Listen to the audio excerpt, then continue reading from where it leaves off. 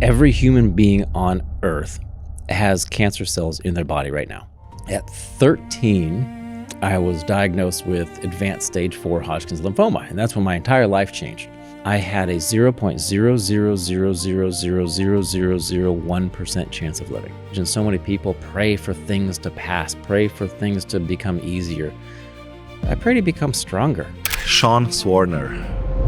I've known you for 5 years. I've heard these stories many times, and each time I hear them, it's like I'm hearing them for the first time. One of the reasons I climbed Everest was to give people touched by cancer hope. You don't look at the mountain and magically show up at the top. I remember first rocketing down the hill, and it's amazing how your brain slows things down sometimes. I'll never forget my dad hugging me goodbye, tears in his eyes, and said, "We didn't get you through 2 cancers to go kill yourself in a hunk of rock and ice." And of course, for the media, social media, the TV, and newspaper, everything. Oh, I feel amazing. This is fantastic. I'm so alive. This is just unbelievable. But honestly, I felt hollow. I had a panic attack because I didn't know who I was because the cancer still had such a tight grip on me, and I was terrified. So what I did was I went back to the mirror and I stared at myself in the mirror and I said the word cancer out loud 50 times. Even for myself, people who know me for years, they forget that I had cancer, for example. And a lot of people don't think their story is worth telling. You never know who you can touch and whose life you can affect in a positive way unless you share your story.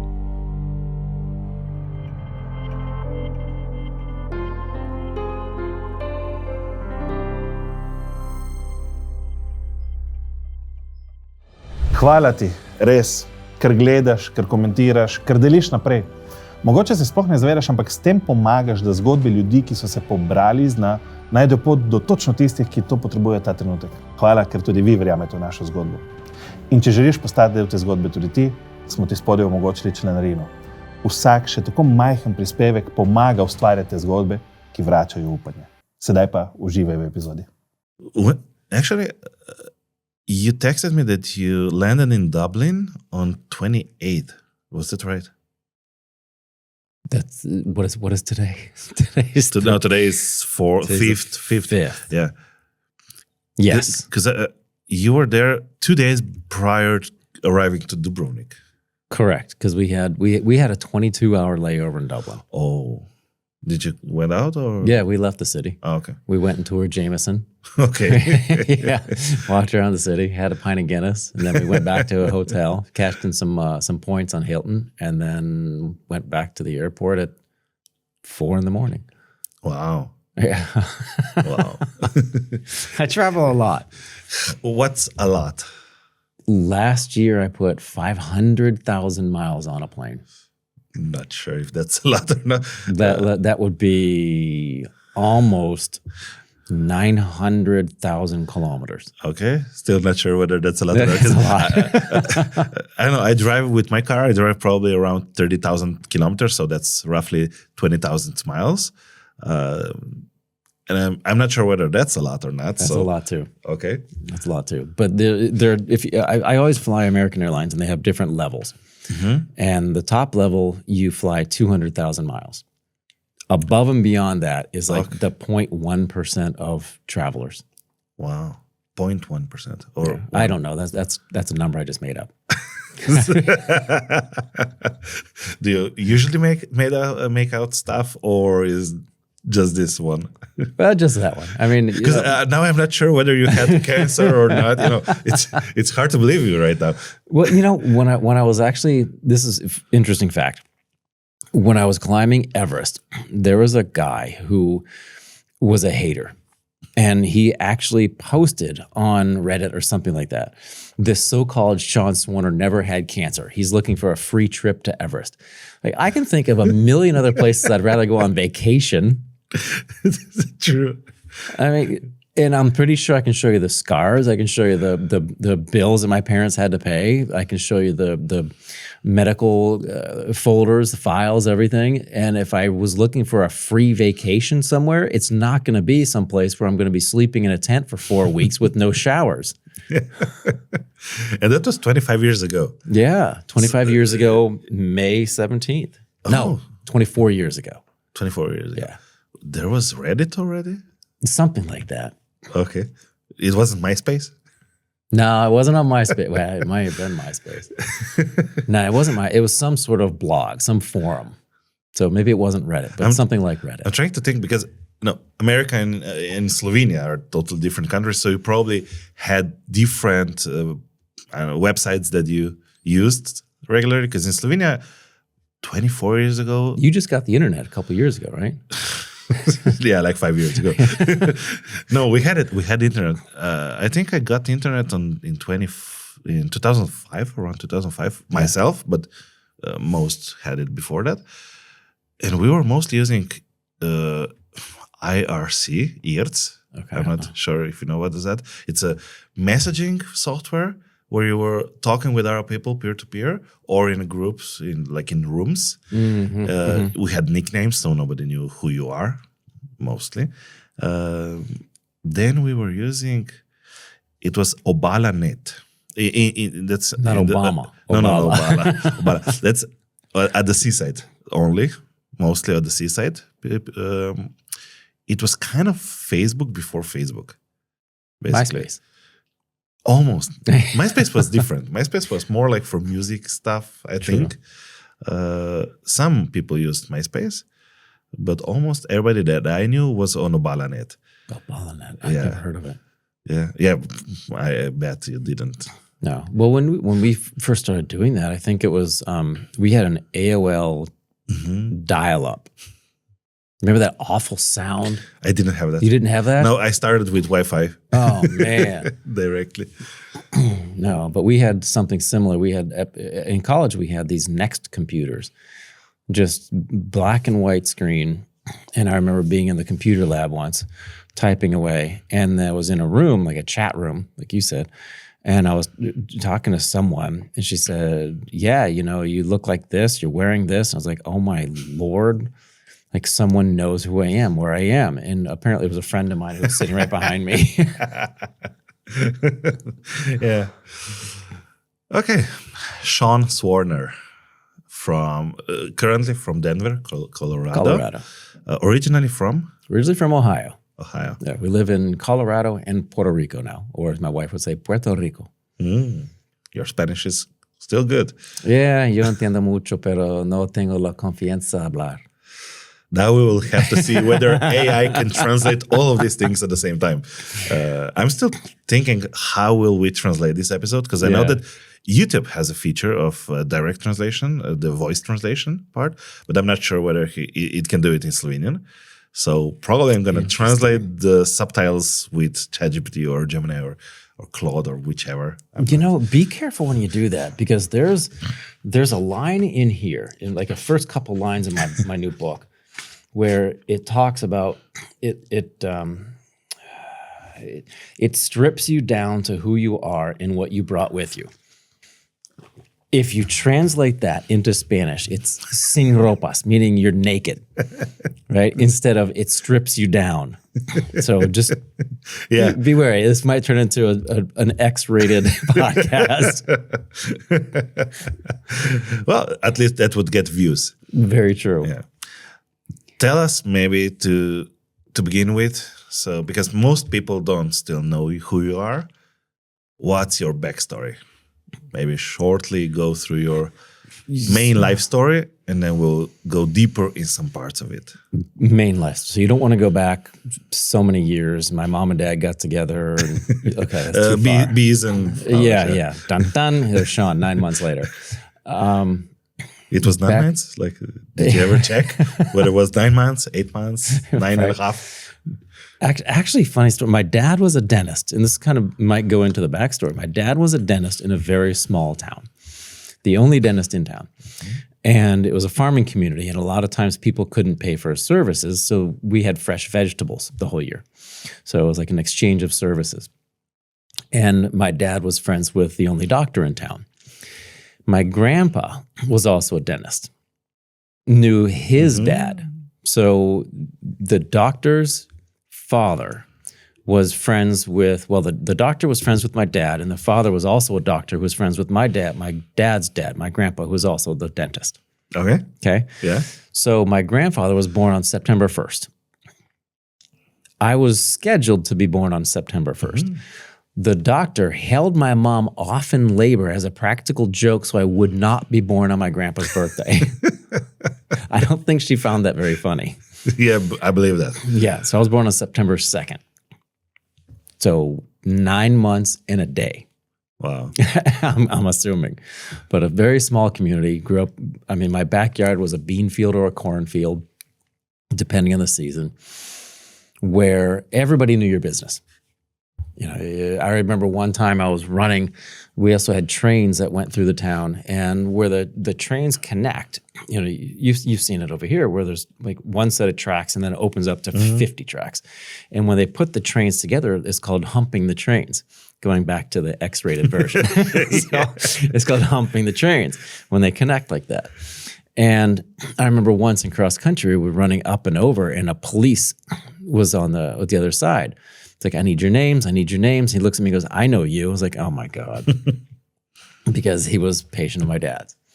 So everybody knew your business. And again, going back to the, you know, when you were younger, for me at least, I was more afraid of my father than I was the police at that point. Yeah, I don't know. I believe that. I mean, a lot of people can relate to that. Like, at the point, it's like, what are the cops going to do to me? You know, my dad will spank me and get me in order. So I was more afraid of him than I was the police. Now, going back, he didn't beat me. I want to make sure that he spanked me when I got out of line. I deserved it, I'm sure. And then there was also another time when, I'll never forget this, I was probably 16, 17 years old. My mom was saying something and she smacked me, and out of habit, like just out of instinct, I smacked her back. I was like, oh my God, I'm so sorry. Don't ever smack your mom. There was a lot of spanking and hitting in your family. No. Sounds like that, but there was. I mean, it was a very loving family, very supportive family. Yeah, and I also know that you're contrary to this nowadays, probably. Yeah, no one does it anymore. Yeah. You know, it was then. But going back to your original question of the backstory, small town in Ohio, and I was just like every other kid. You know, I was trying to figure out ways to not get caught. It's not that I didn't do things to get in trouble. It's just I figured out ways to not get caught doing those things. And then at 13, I was diagnosed with advanced stage 4 Hodgkin's lymphoma, and that's when my entire life changed. And it was interesting how they found the cancer, because I had no symptoms. You know, if you feel under your neck, there are lymph nodes. You're under your armpits, your groin area, you know, there are lymph nodes. And I didn't have any swollen lymph nodes. I didn't have any night sweats. I had nothing, which was interesting because 90%, again, another number I just made up, most people have some sort of symptom. I had nothing. Except hindsight, looking back at it, we were in Disney World, and there was this like corrugated balloon thing where we put on a mouthpiece to test our lung capacity. And I was a competitive swimmer, and I was in great shape. I had records. I still have records from when I was 12, 13 years old. And I remember doing that, and in my family, it's my mom, my dad, I had a younger brother, and then me. And I scored the lowest on that competition corrugated tube thing. That should have been something that we should have listened to, because going forward, that was when I was diagnosed. You know, so looking back at it, they should have seen that my lung capacity should have been so much better than anyone else in the family because I was a competitive swimmer, but it wasn't. It was the worst. So I had a knee injury. And the knee injury made every other joint in my body literally just swell up in a day and a half. So I looked like my whole body was bloated. And then they went and put me in the hospital. They started treating me for pneumonia, which I wasn't getting any better. You can't cure cancer by sucking on a nebulizer. So let's see how they translate nebulizer. Wasn't getting any better, but I was enjoying it. You know, I hate to say it, but I was enjoying it because in the hospital, I had my friends come visit me. In the room, I had balloons, I had flowers. I had no idea what was going on. The cheerleaders were coming into the room, supporting me. I thought it was fantastic until someone came in, the doctor came in and pulled my mom and dad out into the hallway and asked them, do you know of any oncologists? So that's when things went downhill very quickly. So that's just a quick backstory of where I came from and how I got to that part of my life. Okay. The interesting part here is that you mentioned a knee injury, and I had a guest here, Slovenian guy, Tommy.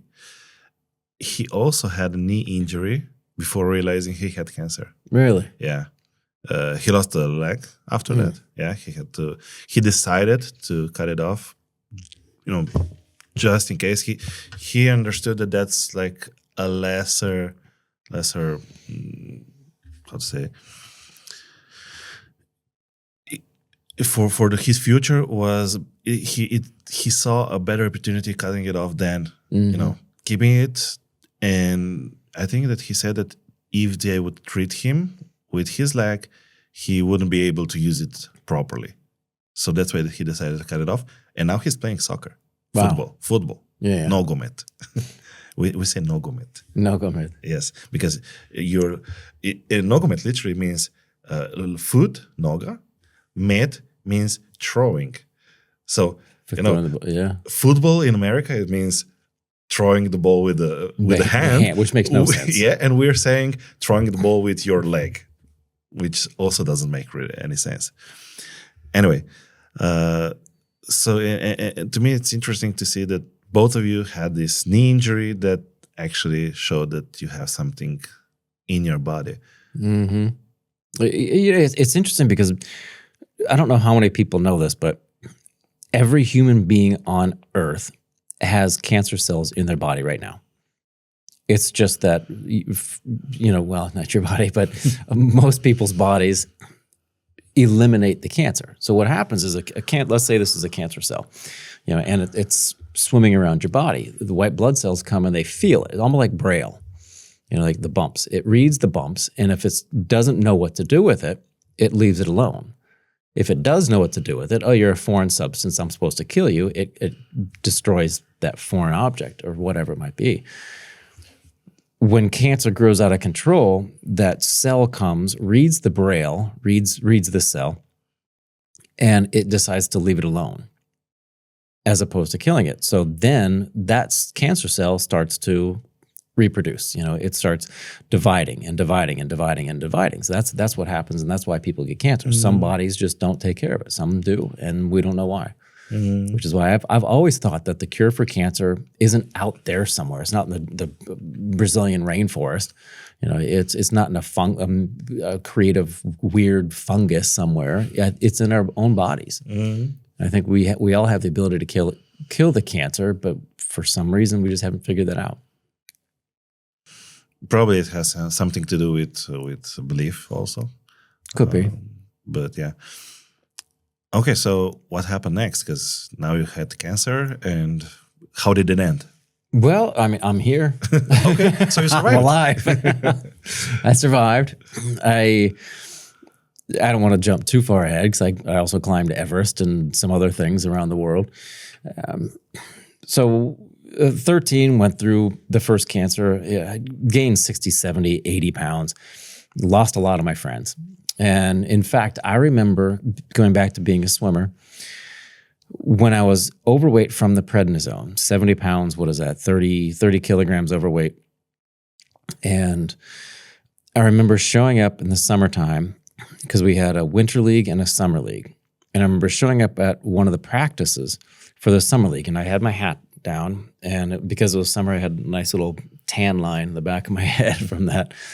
I was bald, overweight, went into the pool, and I remember just standing there, and a bunch of my friends who I hadn't seen in a while, they had no idea that I was going through the treatment. They were sitting over on the side, and I could overhear them saying, "Who's the new kid?" How did you feel in that moment? Oh, it was awful. Like, who's the new kid? He acts like Sean. And speaking of, well, where is Sean? They had no idea it was me. That was traumatic. And that eventually I was like, hey guys, it is me. And my younger brother at the time, he's like, look, Sean has cancer. This is what's going on. And it was great. It was wonderful to have a younger brother to do that. But for the most part, people had no idea who I was because I was, in my mind, every time I went into the bathroom and I looked in the mirror, I had no idea who was looking back at me. And I think a lot of times people experience that because of their decisions they made in their lives, or they're going through an illness, whatever. But I knew somewhere inside I still existed because the physical aspect of what I looked like didn't define who I was. And once people understood, hey, I was the same person, I was still the fun, outgoing Sean that they knew, then they brought me back into the group. Mm. But it was interesting. I'll never forget that. How did you change in character before and after the first cancer? I think the first cancer, I was a little 13, 14 years old. I don't think I really understood what I was going through. Looking back at it, the age I am now, looking back at it, I think my parents probably had a worse time than I did. Because at 13, when you're a child, it becomes your life. It becomes your reality, and you just adapt to it. And afterwards, I think I went back to being the same person I was. The second cancer, because I was older, 16, 17, 18 years old, I think because I had a better understanding of what life was about, that was a little different than going through it at 13. Because when you're 13, you're very malleable, you're very resistant, and you still are at 17. But I don't think I fully understood the ramifications of the cancer, and I didn't really understand what death meant. Mm-hmm. When you're older, you understand. You have a concept of, well, hey, if I die, I'm no longer here. And so I was in remission for about a year, and then going in for a checkup for the first cancer, they found a second cancer. And that's when they told me that I only had 14 days to live. That was powerful. So they didn't tell me directly that I had an expiration date. They told my parents. Mm. Again, it probably so devastating for them. But I do remember, and this is when it hit me, I was laying in the hospital bed. The hospital wanted me to write out a living will at 16 years old. And now, things are turning in my head thinking, okay, well, what's going on here? And a man of the cloth came in, a father from the hospital came in and started reading me my last rites. And I looked at my mom, I looked at my dad, and I was like, okay, well, I'm not dead yet. Like, what's he doing here? They wanted to put me in hospice. Oh, really? Yeah. How did you feel in that moment before this thing? So were you feeling all right, or? I was feeling fine from the first cancer. I was back in remission. I was swimming back and forth in the pool, again, setting more records. I loved it. There was a moment, I remember Sunday, I believe it was a Sunday afternoon. My checkup was on a Wednesday. And when you're placed in remission, as you well know, you go in every month for a checkup, and then every 3 months for a checkup, and then every 6 months. Mm. And I made it to the 3-month mark, and we wanted to go 6 months. But my parents weren't comfortable with that, so they said, let's do 4. If they would have gone 6, I'd be dead. Mm. So going in for that first checkup, on that Sunday, so I remember sitting in my living room watching television, and every breath I took felt like someone was stabbing me in the chest with a knife. And up to that point, nothing. Right, so my scans were clean, NED, no evidence of disease, no markers on tumors, nothing in my body. But then somehow over the course of 4 months, that's when a tumor started growing in my right lung, just between my ribs and my lung. And I remember that Sunday sitting there breathing, and every breath felt like someone was stabbing me in the ribs. And I told my parents, because they could see me kind of wince like that every breath. And they said, well, your checkup's on Wednesday. Let's just wait until Wednesday and see what's going on. On Wednesday, they found a tumor about this big on my right lung, like I said, between my ribs and my lung. So every breath was shooting pain. And this time, because of my history, they wanted to take care of it immediately, because the doctor saw an X-ray tumor, and then he did a needle biopsy, which they took a needle about this long and stuck it between my ribs to pull out part of the tumor. And I remember laying in the operating room. They didn't knock me out or anything. I just remember laying there, and I could see a black and white television here, where it looked like a black and white TV, but it was actually an X-ray, a live X-ray video of the needle going through my ribs. So I could see this white needle thing going through my ribs, getting the tumor and pulling it out. And I'm 16 years old. After that, they removed a lymph node from my neck. They got the results back from the needle biopsy, positive for cancer. Then they put in a Hickman catheter, which is like a permanent IV. It's a tube that sticks out of your chest that goes under your skin and dumps into your veins up here to go into your heart. So that way, every time I got a treatment, they wouldn't have to give me an IV. They also then signed me up and scheduled me for emergency surgery.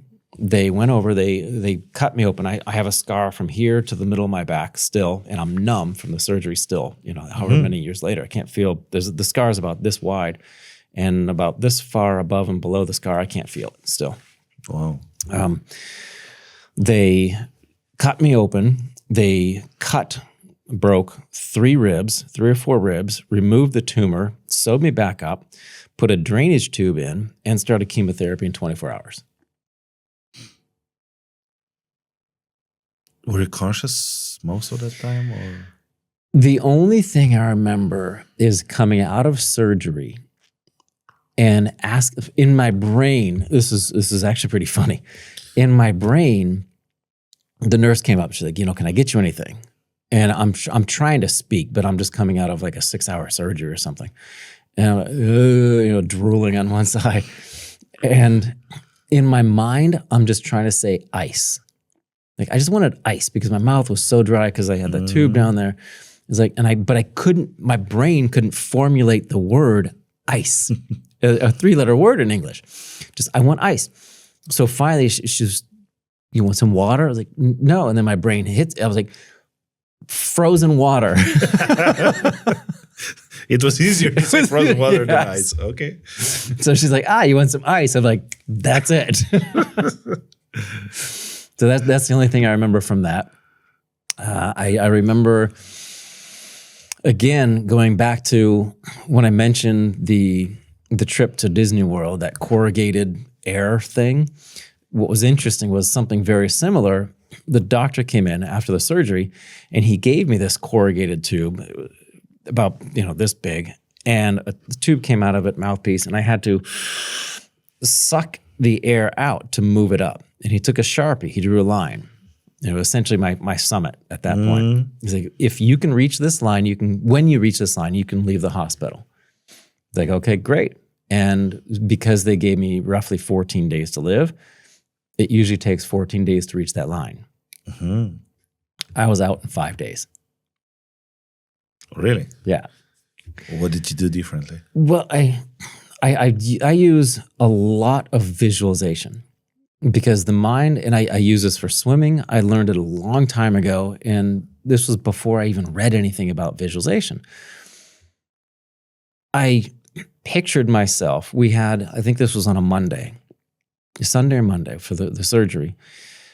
On that weekend, we had my high school's track meet. It was the league track meet for the championship. And I was supposed to run the 800-meter run. That wasn't going to happen. And pole vault, actually. Neither of those were going to happen. But I wanted to be at that track meet to support my teammates and my friends. And in my mind, I visualized myself being pushed out of the hospital in the wheelchair, getting in the car, and being driven to the track meet. That was my motivating factor. Very similar to going through the first cancer, where my motivating factor was my parents and my family. Because when I was younger, I remember projecting into the future and seeing the dining room table, my mom, my dad, my younger brother, and myself and the family, but there was one empty seat at the table. So now I was no longer fighting to not die. I was fighting to live for them. So just switching it the same thing, looking at the track meet, I wasn't getting out of the hospital, or I wasn't trying to not stay in the hospital. I was trying to get out of the hospital for them, a higher reason, deeper purpose.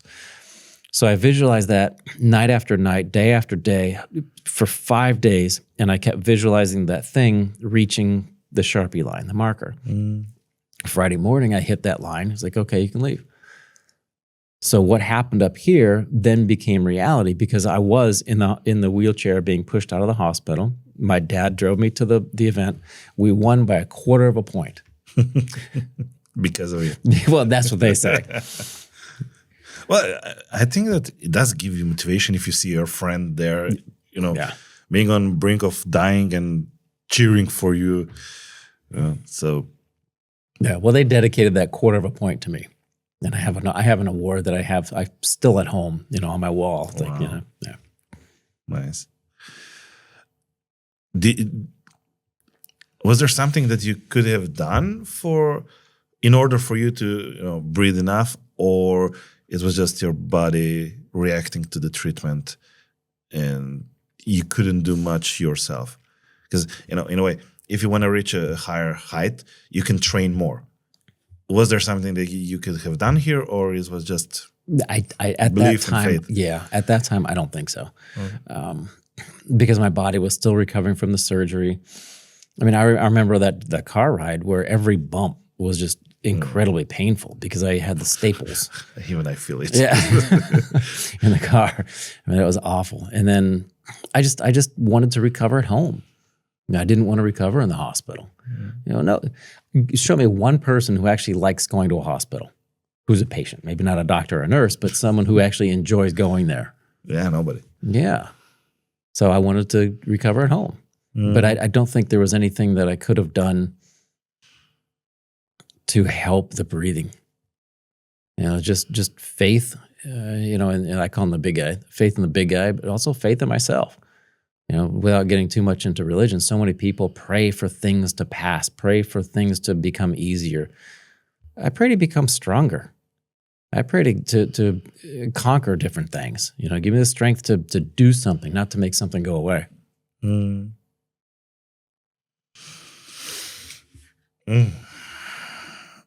that was it? Like, from that point on, it went better, or you had some more treatments? Yeah, I had a lot of treatments. The first cancer, I had about a year of chemotherapy. As I mentioned, I lost all my hair, lost most of my friends at that point until I went back to the hospital, until I went back to the school. The second cancer, then, I had 3 months of intense chemotherapy, and then 1 month of radiation therapy, and then 10 to 12 months more of chemotherapy. And my cycles were really weird. No one had ever had Hodgkin's and then Askins sarcoma, right? By my chances of survival, I recently did some numbers. I gave a TED Talk in Prague. And in the TED Talk, I mentioned how I had a 0.000000001% chance of living. That's 1 in a millionth percent. Yeah. I'm the only person in history. There are 8 billion people on the planet? How many people before that? The only person in history to have Hodgkin's and Askins sarcoma. So the chances of me surviving were very, very little. So going in for the treatment, the doctors had no idea what to do. And because they had no idea what to do, they just gave me all of those toxic things. And because the treatments were so harsh, I was in the hospital Monday, Tuesday, Wednesday, Thursday, Friday, and then I'd be released to go home to recover. Because a lot of people don't understand that the majority of the chemotherapy that I have, it's not targeted therapy. It destroys every rapidly dividing cell, which is what cancer cells are, which is also why you lose your hair, because it's a rapidly dividing cell. So what happened was the treatment was so harsh, I would go in the hospital, then be released to recover. And if I didn't recover, if my blood cell counts didn't go back up, then the treatment could actually kill me. And then after my body was recovered and my blood cell count was higher, I'd go back in Saturday, Sunday, Monday, and that would be one cycle. So for the first 3 months and then the other 10 months, because they were so intense, the doctors didn't want me to remember them. Those 3 months, 10 months, they put me in a medically induced coma every time I was in the hospital. So I don't remember much of those treatments at all. The 1 month of radiation therapy was great. I turned 16 years old, which is the age you have to be to get a driver's license in Ohio. And where I grew up, the small town Willard, was 90 miles away from where I was getting my treatments. So Monday, Tuesday, Wednesday, Thursday, Friday, for an entire month, I had to drive 180 miles round trip for a 20-minute treatment. So I thought to myself, well, this is a great opportunity to practice my driving. So I would say I'm a good driver now. And then looking at the rest of the other 10 months, again, I don't remember that. But what is crazy is that your sense of smell is the closest linked to your memory. Okay. So your visual memory, whatever, the sense of smell is closest linked to your memory. And a lot of times I'll visit hospitals, even now, and I'll smell saline or I'll smell rubber gloves or something like that, something from the hospital, and it'll trigger a memory from when I was in that coma. Interesting. And I'll be visiting a hospital. When someone goes somewhere, they call him a handler, right? So my handler will be there walking me around visiting these patients, and I'll smell something. I'll look at her or him, and I'm like, I gotta go. Because it brought back a memory, and I'm just like, oh my God, like I don't remember this. One of them was a bone marrow test where I was laying on my back, or I was laying on my stomach, and I remember the surgery. It's almost like an old drill going in, where it's a surgical blade of steel going through the upper hip bone, essentially, to go into the marrow to pull out some marrow to see if the cancer is inside your bones, basically. The first time they did it, they missed. They pulled out a piece of bone, so they had to do it 2 more times. I still have the scars. And I can still imagine and feel that needle going down and dragging the nerve endings with it. Like, that's how painful it was. So that was a memory that I all of a sudden just came back. Like, oh my, oh good God. The trauma that was associated with that. So every once in a while, something will pop up. And it takes me back to a place where I don't like going.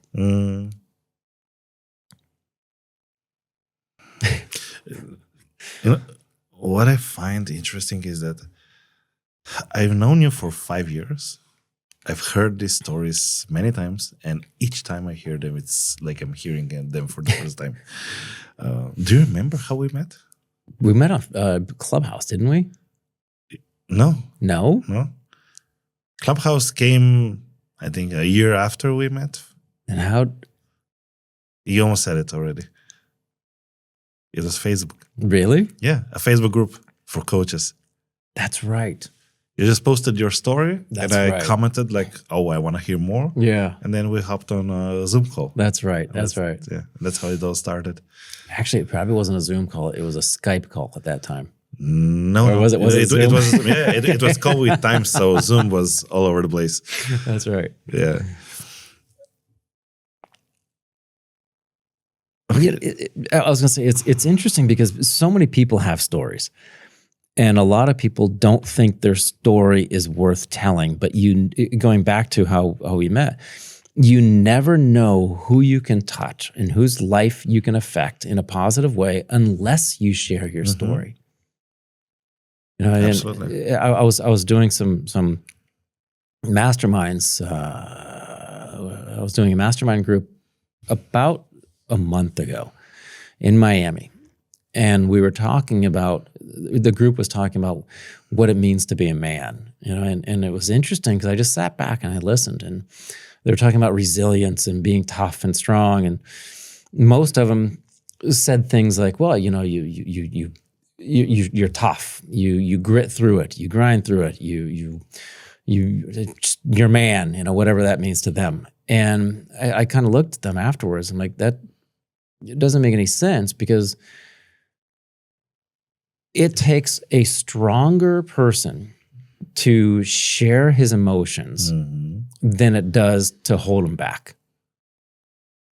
So if you want to be strong and represent something that is going to help other people, and if you want to be that man, then you should be vulnerable. You should not be afraid of emotions and feelings, because it's more difficult to share than it is to hold back. I agree. So if like I said, you never understand or you never know who you might help by sharing. That's why I started this podcast, and that's why I wanted to bring you here to Slovenia to share your story with the people, because I know that not just your story, but all the stories that I've heard in the past helped me go through my emotions when I was feeling down. Hearing other people going through the same things as I did helped me believe that, okay, if they can do it, I can do it. Right. Okay, maybe they're better than me, but at least I can do some part of it. You know, maybe I won't reach the highest heights, but I can climb out of that hole that I'm in right now. And that's how this podcast started, basically, to share these stories. And what I like about my way of doing things is that I'm not inviting just celebrities here, but regular people with regular stories, because to me, each story matters. And I know that you can go through something as big or small as a breakup with somebody, but you can feel the worst in your life going through that breakup. And there are people telling you that, oh, don't worry, don't sweat it. It'll pass, you will be happy again. Yeah, sure, but right now I'm feeling desperate. I maybe want to end my life because of it. And it doesn't help hearing that it'll pass. No, it helps hearing that I feel you. Mm-hmm. Tell me more. And that's why I'm sharing this kind of stories. And I like to have different stories here. There were a lot of cancer stories, but some I didn't even anticipate it, because some of the guests I had, I didn't actually knew that they had cancer in their story. Like, even for myself, people who know me for years, they forget that I had cancer, for example, because I never told a story, because to me it was just a regular day in my life in a way, and I'm not bragging about it. I'm just saying that I didn't want to make this such a big deal. I got the information. Okay, you have cancer. Okay, let's do that. Let's cut it out, and then I will deal with it my own way. And so far, 9 years and a half. Right. Yeah. And I'm still here, and so far, nothing, no coming back. It's interesting, because everywhere I go, it seems like cancer is a global epidemic, and it's still known as the C word. It's still known as something horrible, like, oh, I got cancer. Oh my God, I'm so sorry. Well, in certain cases, it can be a blessing. In the majority of cases, it's not fun going through the treatments. I mean, I was vomiting for 36 hours straight, and everybody has their own stories, but it can be a blessing going through the cancer, because on the other side, you can start your life any way you want. But what people also don't understand is you can live your life any way you want without going through something traumatic. Because a lot of people are living lives that are inherited from others. Not necessarily your mom or your dad, but just your friends, the decisions, your social media, whatever it might be. Yeah.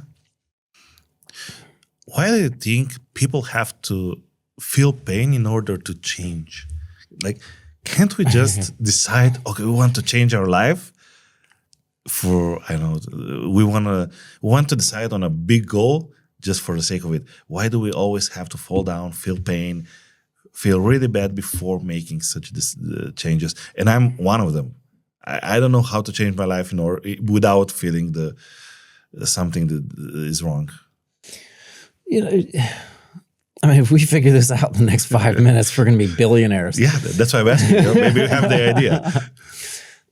I think it's because 90%, again, another number, 99%, 99.9%, between 1 and 99% of the population is on the hamster wheel in life. They wake up, they have a routine, they do this, and at the end of the day, they repeat it again. Then they repeat it again. And I don't think that many people ever get off autopilot. They never get off cruise control. They never take time to step away from their lives to look at what their life looks like from the outside.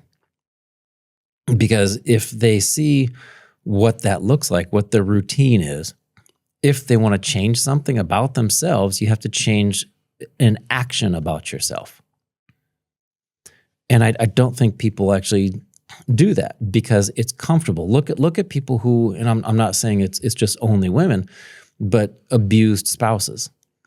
Oftentimes they stay in the relationship because it's what they know. Because I don't want to say it's comfortable, but it's comfortable for them because it's what they know.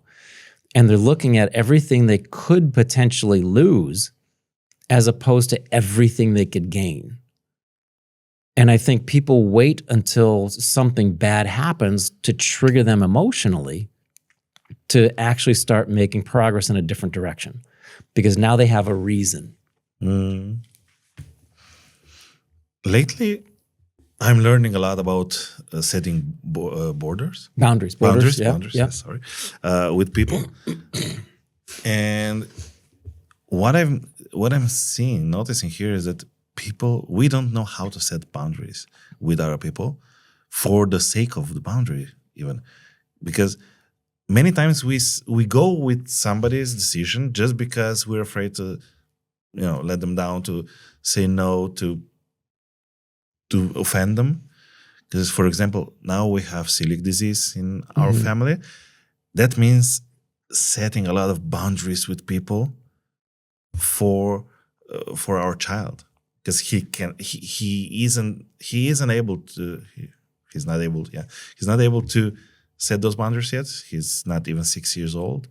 So we have to do it for him. But that means that we have to ask every friend that comes to our house, wash your hands, don't bring any food, any drinks.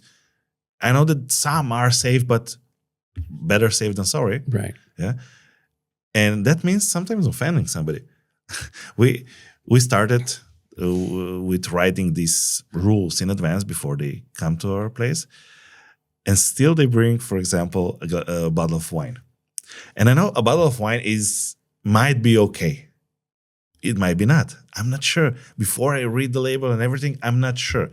And our house is gluten-free right now. And it was really strange for me when a friend of mine brought the first bottle to just say, sorry, but I cannot take this. I have to refuse your gift. I'm really sorry. I feel bad. I hope you don't mind, but can you take it back with you? I told you so in advance. I told you don't bring bottles. You still did it. Sorry, I love you, but I cannot take this. And I feel more empowered right now because I'm learning these boundaries. And I'm maybe for the first time, I'm actually listening to what I feel are the things that matter to me without overstepping your boundaries at the same time. But you're not offending anyone by keeping your boundaries. It's your personal core values, and one of your personal core values that means most to you is family, right? So whoever brought the bottle of wine over wasn't meaning to offend you. You saying no wasn't meant to offend that person. They just didn't know. Education, just hey, this is what's going on, and if they still do it, well then I'm not going to say they're not a friend, but if they constantly trying to no. But you have found something that means more to you than the fear of offending someone else. And I don't think most people find that. Like you said, they just go along with it. But once you find a personal core value that means something more to you than offending someone else, now you've drawn those lines and you're going to stick with them. Share a little bit more of your thoughts about core values, because I know that that's a big thing for you and to me either. I do think that not enough people understand their values. their core values, and how to apply them in their lives? Well, it's interesting because successful corporations have their values, right? They put them up on the wall. A lot of them don't even live by them, but a lot of them have the values, and they're successful because they make the decisions in business based on those values. If you look at the CEOs and the executives from those companies, and I did this when I was up in front of about 1,000 people, and I asked them, how many people here have taken time, not out of their day, their week, their month, but their lives, 5 minutes to write down a set of personal core values? And out of 1,000 people, maybe 5, 10 hands. Right? How do you know how to make decisions in your life? And most of those other people were successfully unhappy, if that makes sense. It does. So if you look at setting a set of personal core values, you now have boundaries for yourself. And what's interesting is when outsiders, like when other people look at us, or when you're looking at someone else, they don't just break under pressure in one instance. If you go back in time, you can see where they start to show cracks, right, in their decision process, their decision making. They, for example, let's say someone values health and eating well, fitness, right? That person could be working out, and then one day they say, okay, well, maybe just today. It's okay. And you start justifying things to yourself. It's just okay. And then that just okay starts lowering down more and more and more. And you start accepting more cookies, more this, more that, less running, less exercise. For me, I've seen it myself as well. All of a sudden I look in the mirror, I'm like, who's that guy? So then I go back and I do the cycle over again. But people don't fall apart. They start to show these cracks where they start justifying things to themselves. And it's because they don't have that list of personal core values. It needs to be there every morning when you wake up, or at your computer, whatever you see most every day. Write down a series of 5: personal core, personal growth, health, family, fitness, and love, whatever it might be. Now I know when I'm approached by someone else, hey, you want to do this today? Well, does it fit with my values? Nah, I'm focused on doing something with my wife, because Thursday night is date night. And that goes back to family and love. So now I'm setting those boundaries, and that becomes my new normal. Thank you for sharing this, because like I said, I also appreciate the values. And while doing this podcast, I had to check my values many times so far, because I was approached by some people who wanted to share their story for promotional purposes, which I'm not against. It's just I always had to check, okay, they could potentially bring in some cash for me in order to produce this content. But again, is it worth it? And I refused a few of them because the money is never worth my core values. And I know that people are watching us because of those values. And if I ever overstep them, I will lose the audience. First of all, good for you, because so many people just see the money. And it's nice to know that you stick to those values, because the people who are faithful to you and the podcast value those values. I remember, 20 years ago, if I would have made one decision differently, my life would be completely different. I was driving from California to Florida. I think the drive was 28, 31 hours or something like that. So it was just myself. Excuse me. So it was just myself and my dog wasn't really much of a conversationalist. It was a boring trip. But I got a phone call from a very well-known shoe company. I'm not going to say who, but it has a little swoop on the side. And they always say, just do it. So on that ride, I had a conversation with someone in the sponsorship department. We were talking about Everest, we were talking about the mountains, we were talking about other things. And I told them, look, you guys, you don't make what's going to keep me alive in the mountains. And without making the story too long, they essentially told me, why don't you take the money we're going to give you, endorse our product, but use that money to buy what you really are going to use? I can't do that. And then now looking at the social media where you have the influencers, you have ads, you have this, the other, everything, well, not everything, but the majority of what we see isn't even real. You know, I'm not talking AI. I'm talking like people have lost their values. They've lost their morals because they're promoting something just for the money. I don't understand that. How can you live with yourself? They're like, well, because I bought a yacht. Well, good for you. You know, that yacht's not going to make you feel happy. That's an inside job. Luckily in Slovenia, we're so small that you won't earn That's for a a good yacht for being an influencer, but you can do well. I also don't understand why somebody would sell his dignity in a way. Because I know it's fun to promote alcohol or to promote something which does harm to Earth, maybe. It might be fun in the moment, but 10 years later, it might haunt you. Something comes back, you know, maybe you want to change your career, you want to go into something more professional or something. People are going to remember what you did 10 years ago because it'll still be there.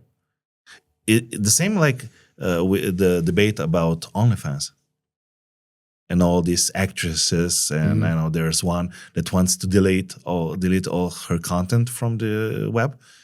It's impossible. It's there. It's out there. Yeah. So I'm not saying it's bad if you do that. You just need to be accountable after you want to change something. Yeah. You know, take responsibility for what you did. Well, the world's a very forgiving place. You know, look at Lance Armstrong, for example.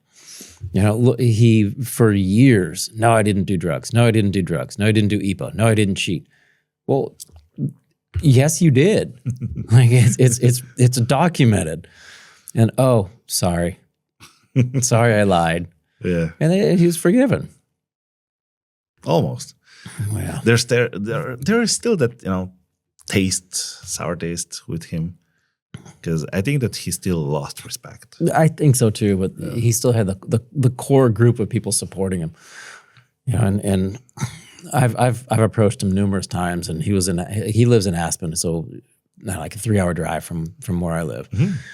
And you know, there were a couple events we did together, and I even told him once years ago, I was like, look, you know, you excel really well in the mountains with the 2 wheels underneath your feet. Let's go run up a hill and see what happens. He's like, no, he kept denying. But people like that, you know, you're in a position of power. You're in a position of influence. Just make the right decisions so people see who you are as a person. And maybe and I'm going off on a tangent now, but maybe that's why people deny, and they lie is because they don't like who they see in the mirror.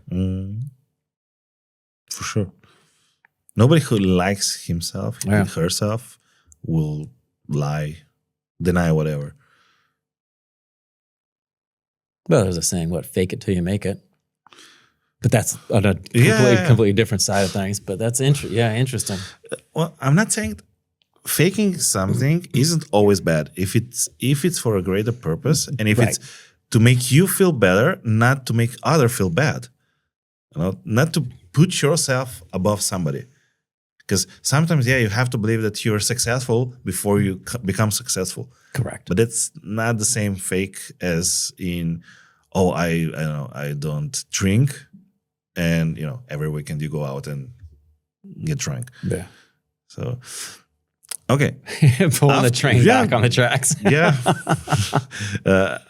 I knew that this episode is going to be all over the place, but I want to go now from your deepest depths to the highest heights, because then I want to go back to the part in the middle, because that's one part that not a lot of people know probably. So after your second cancer, you still kept your life? Kept my life. Actually, a year after the second cancer, when I was in remission, do you remember I was telling you about the high school's track meet? Yeah. The championship. So a year after that, I ran the 800-meter run in that championship, and I won. Wow.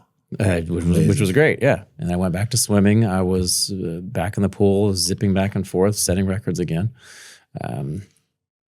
Loved that. But then I buried the whole idea of cancer because everybody in the town knew me as Cancer Boy. You know, they didn't know me as Sean. They go, you're Cancer Boy. And I went to college, went to university, started studying there, didn't tell anybody because, I mean, I didn't know how to bring it up more than anything else. Not that I didn't want to, but let's hypothetically say I was out on a date talking to somebody, we were at dinner and like, oh, hey, how's your salad? I had cancer. Yeah, it's not a casual dinner conversation. Like, how do you even bring it up? And also some people are like, oh my God, he had cancer. They would be terrified. But my parents talked to my roommate, who's one of my best friends now still. We were roommates for all 4 years in college. And my parents also talked to the swim coach and the track coach because they said, hey, keep an eye on Sean. If anything weird happens, let us know, because they didn't expect me to make it the 4 years through college. Not because I would fail out or anything, but because the cancer would come back and I'd die. So I didn't want to talk about it. I just put it under the rug. But when I kept lifting that rug up and brushing the dirt underneath, eventually there was a big pile of dirt I had to vacuum out. And that happened. I had a panic attack when I was driving to Jacksonville, Florida, on the East Coast. I wanted to become a psychologist for cancer patients. I was working on my master's and my doctorate. And I spent an entire night just staring at myself in the mirror, asking myself, I don't know if I can say who the F are you? Basically in the mirror, like, who the F are you? Who the F are you? And I had a panic attack because I didn't know who I was because the cancer still had such a tight grip on me and I was terrified. And, you know, anxiety, people going in for scans, it's called anxiety, anxiety. We don't have a word for that. Yeah. I don't think so. Yeah, well, but anxiety. But I feel you because I also get anxiety before going for a checkup, even though I know it's going to be okay. You know, let me ask you something, because I used to be terrified going in for a checkup until I realized I was giving the power to a 6-letter word in English. I was giving the emotional power to a 6-letter word to affect me on a deep level. And I realized, who's in charge here? Me or something else of my feelings? So what I did was I went back to the mirror and I stared at myself in the mirror and I said the word cancer out loud 50 times. And the more it passed my lips, the less control it had over me. So now I can say cancer and have it not emotionally affect me at all. In Slovenian, we say rak, which is the same word for crabs. So we use that word regularly also for food. Like the country? No, crab, like the cancer, like... Krebs, yeah, cancer in German. In German? Krebs. No, I mean like the sea animal. Oh, crabs. Yeah, crabs. Okay. Yeah. So we have the same word, basically. And that's why for us, this word has the double meaning all the time. But you understand the feeling when you mean cancer as a disease. So for us, it's probably a bit different because of this reason that we use the word also for food. Interesting. When I said that I have this anxiety when going for the checkups, it's a weak one with me, and it lasts usually just after I do I give the blood, and maybe when I did the X-ray, stuff like that. But how is that going to help you? It's everything you did leading up to that point. Afterwards, there's nothing you can do about it. Maybe that's the problem. I am not doing much about it. As for myself, because I understood, and in a way I gave up right now, or not gave up, but I'm not blaming myself anymore for me not having health as one of the core values for me. For me, it's family, love, work. But without your health, you can't be there for your family. I know, and it's really interesting because I understand that on a logical level. I don't feel that. And I'm still trying to figure out why I'm not feeling health is more important than most things, because I understand that if I won't get healthy, I will probably not be here in 20 years. And still, I can't switch just with that. And I'm thinking about it a lot lately. And I said that, okay, I will do that after the event. I will really go deep in this because I want to figure out, I want to put myself higher, maybe not first, but higher.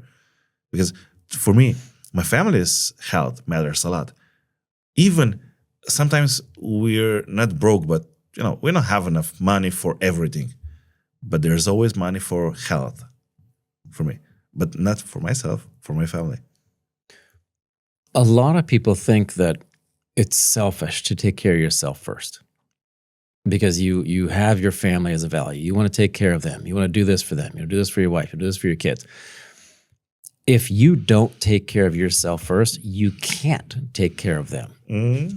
So you're actually doing them an injustice by not taking care of yourself first because you're not giving as much as you could. And that's the thing.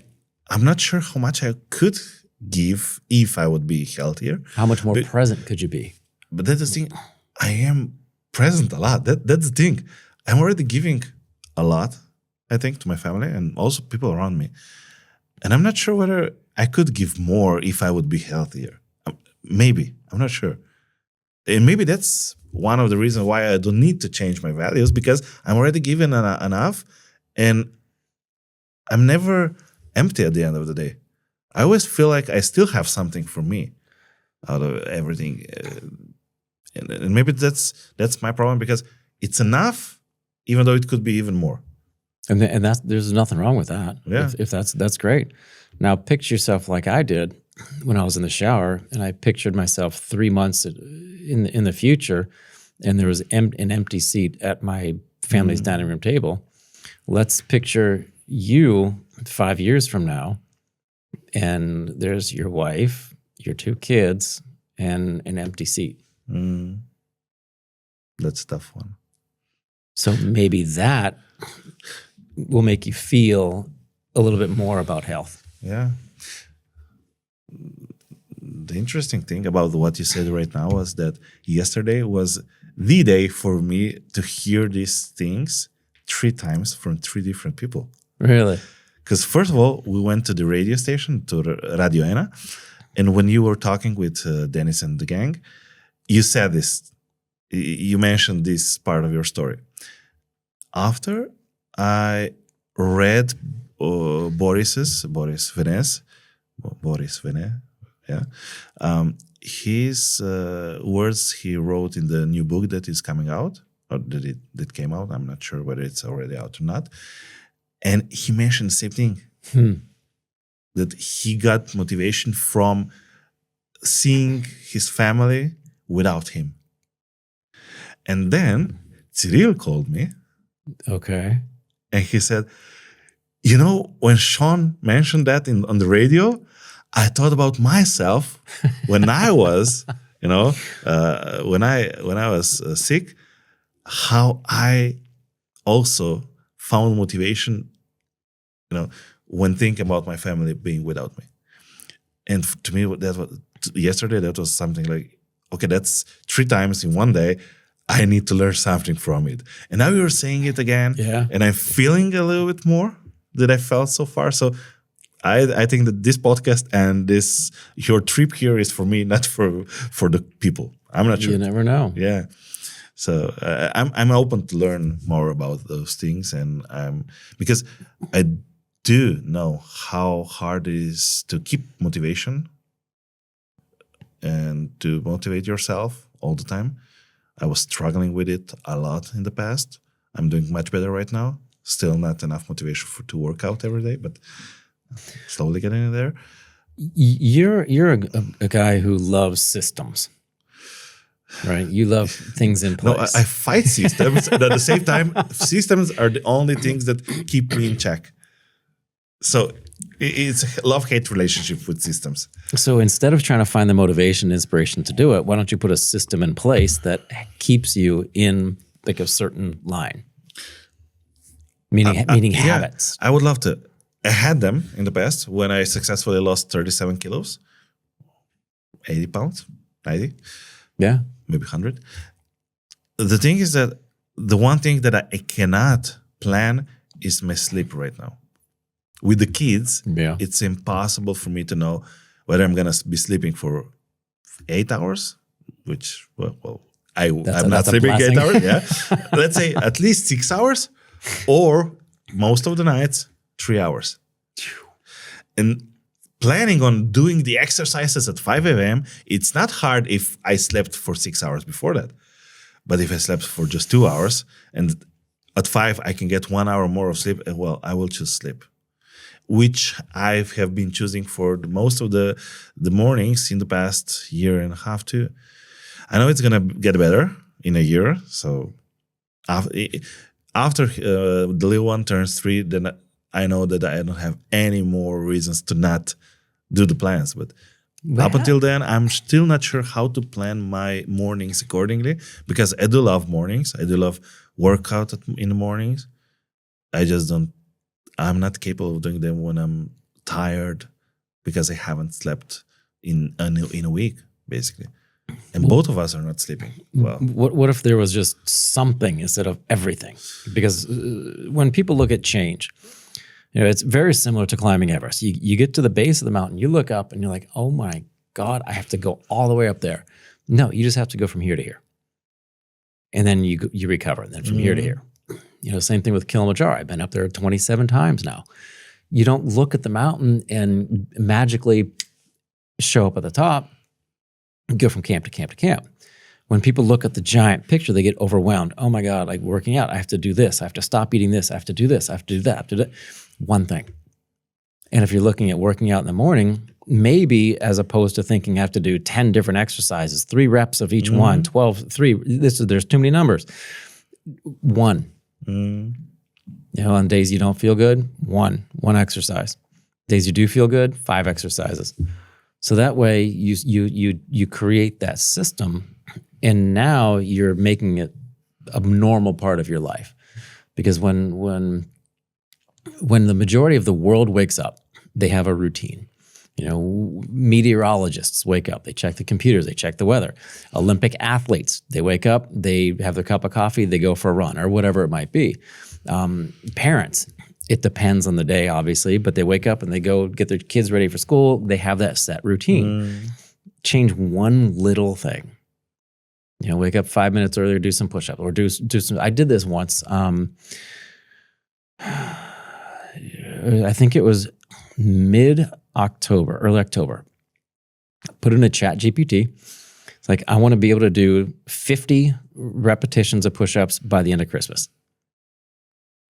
Put together a schedule. And it was great. Put it together. I did it. And I ended up doing 75 push-ups in a row by Christmas. I went past 50, did 75.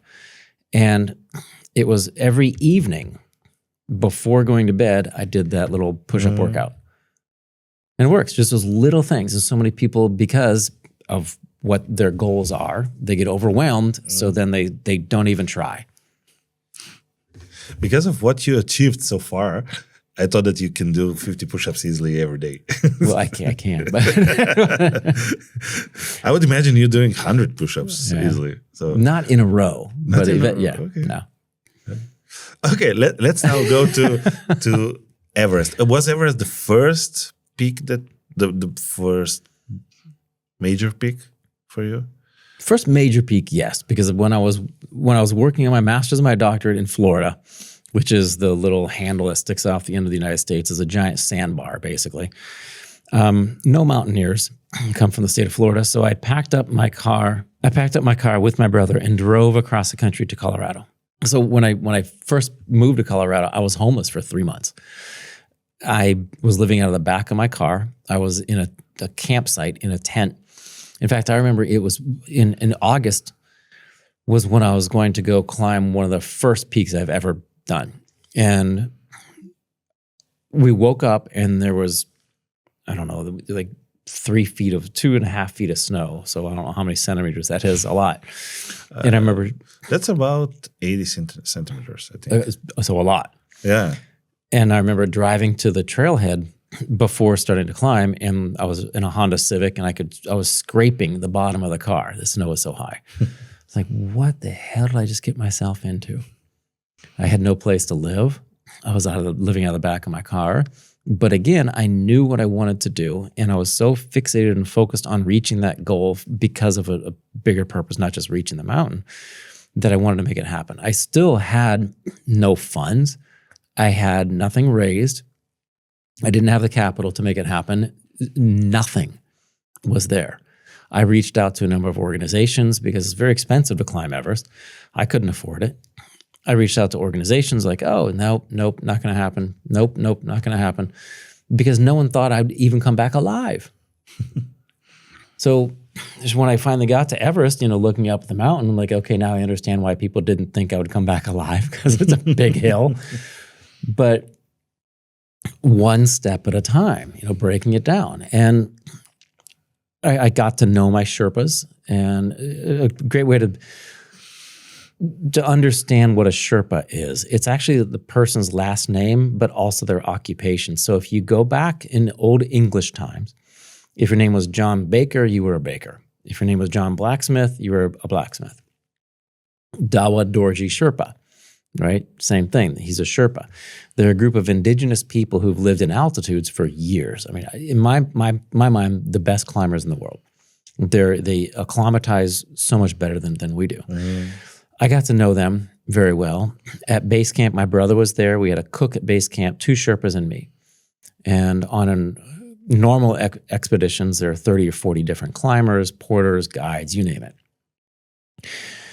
I remember once I was sitting in the tent playing cards with my Sherpas, my friends at the time, and a Swiss team comes through. And in English, we have this saying, like, the French are so rude until you meet the Swiss.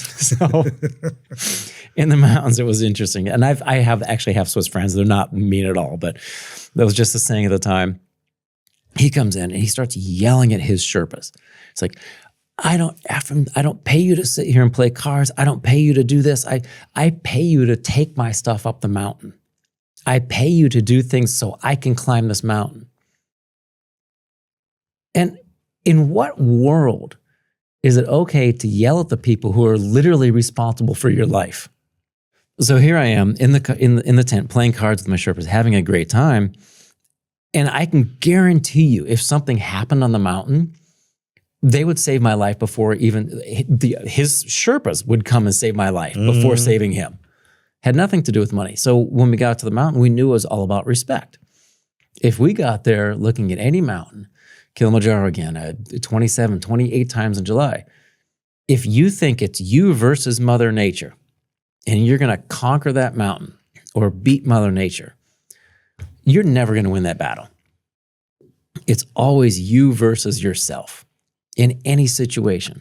It's even when I was a competitive swimmer, I was never competing against the person next to me. In business, I'm never competing to get a speaking engagement from someone else. When I was swimming, one of the things that my parents taught me was always do your best and always have fun. So when I'm on the mountain, it's me versus myself. In life, today is a little bit better than yesterday. That's it. So I am not competing with anyone else except for myself, looking at the mountain, goals, whatever it might be. And that was one of the biggest things going up Everest, because they all wanted to be the first up the peak. They wanted to, whatever it might be. I was the third person to summit that whole season because I was going up there competing against myself, not others. And by competing against myself and being better and better and better and better, eventually you do become the best. Nice. So you were basically the first cancer survivor reaching Mount Everest. First cancer survivor to reach the summit of Everest. With 50% lung capacity.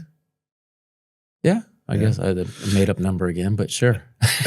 Well, I have one functioning lung. Yeah. We haven't mentioned that yet today. So because of the radiation. Yep. Yeah, you lost the whole lung. You know, I haven't really had it tested, but I know I have one fully functioning lung. Oh. The radiation was right here, and because of how damaging it was, there's so much scar tissue, there's really no oxygen transfer. So it hangs out there and it looks pretty, but it doesn't really do anything.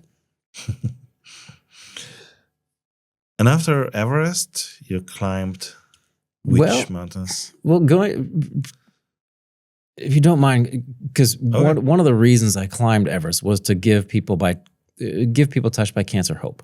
Mm-hmm. And you mentioned that I was the first cancer survivor to make it to the top of the world. Every step along the way, I had a flag in my chest pocket that had names of people touched by cancer.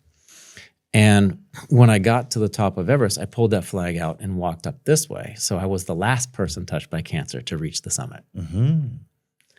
So everybody touched by cancer was up on the summit, the highest point in the world, and we were all there together.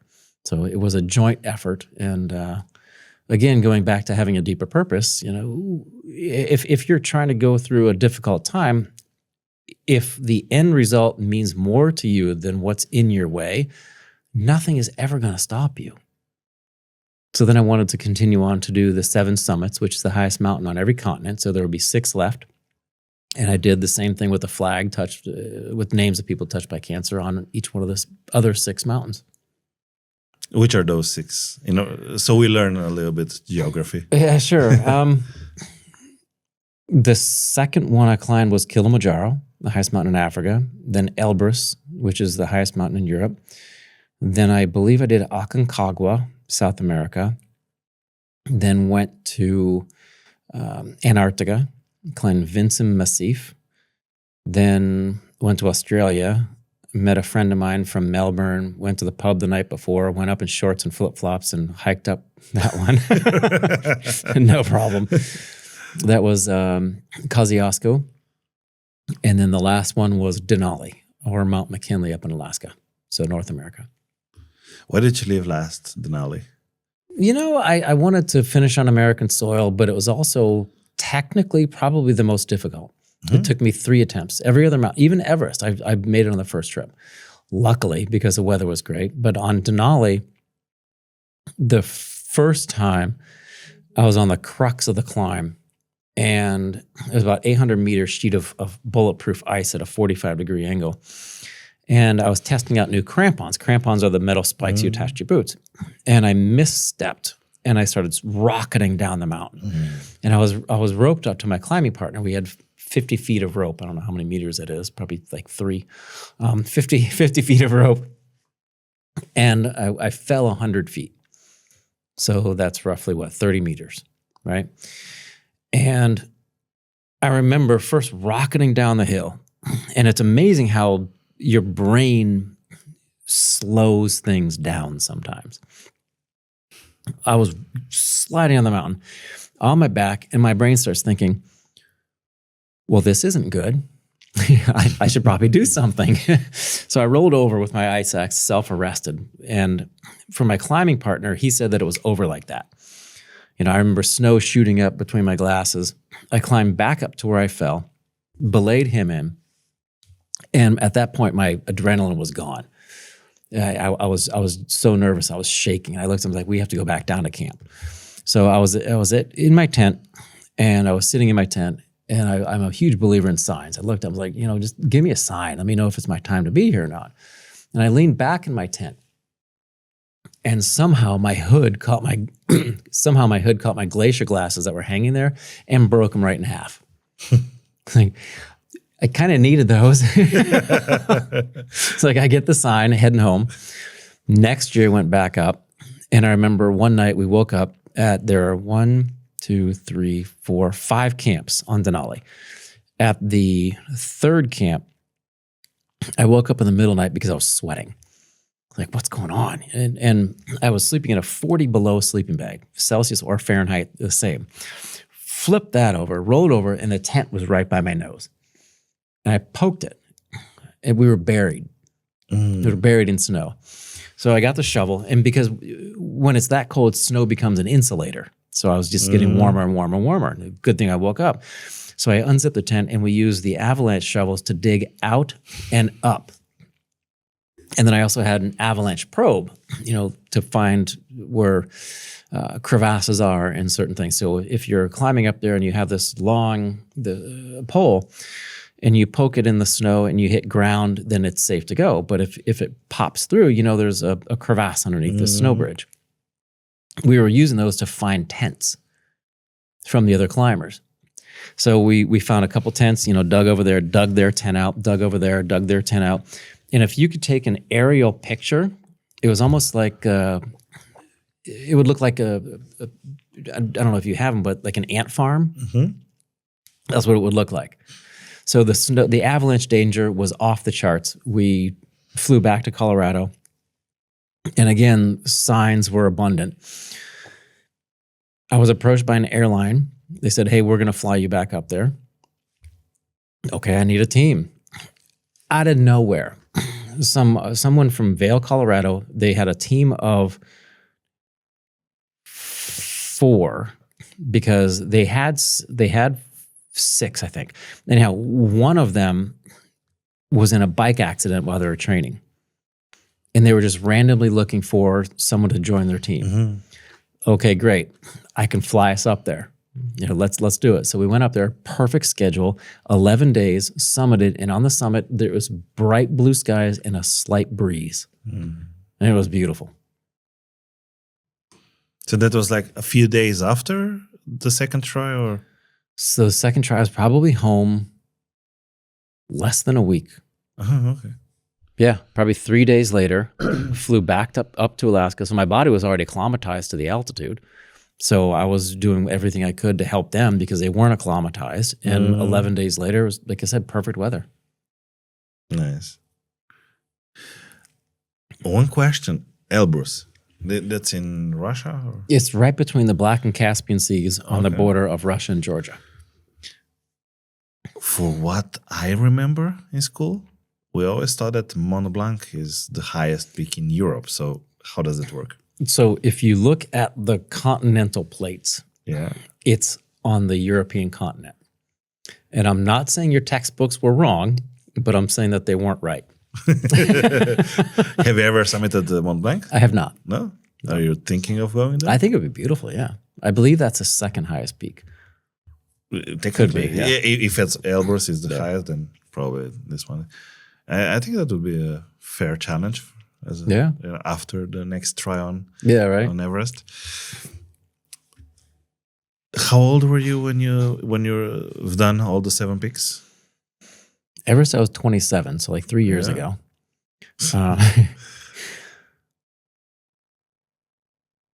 32, 33 years old, maybe.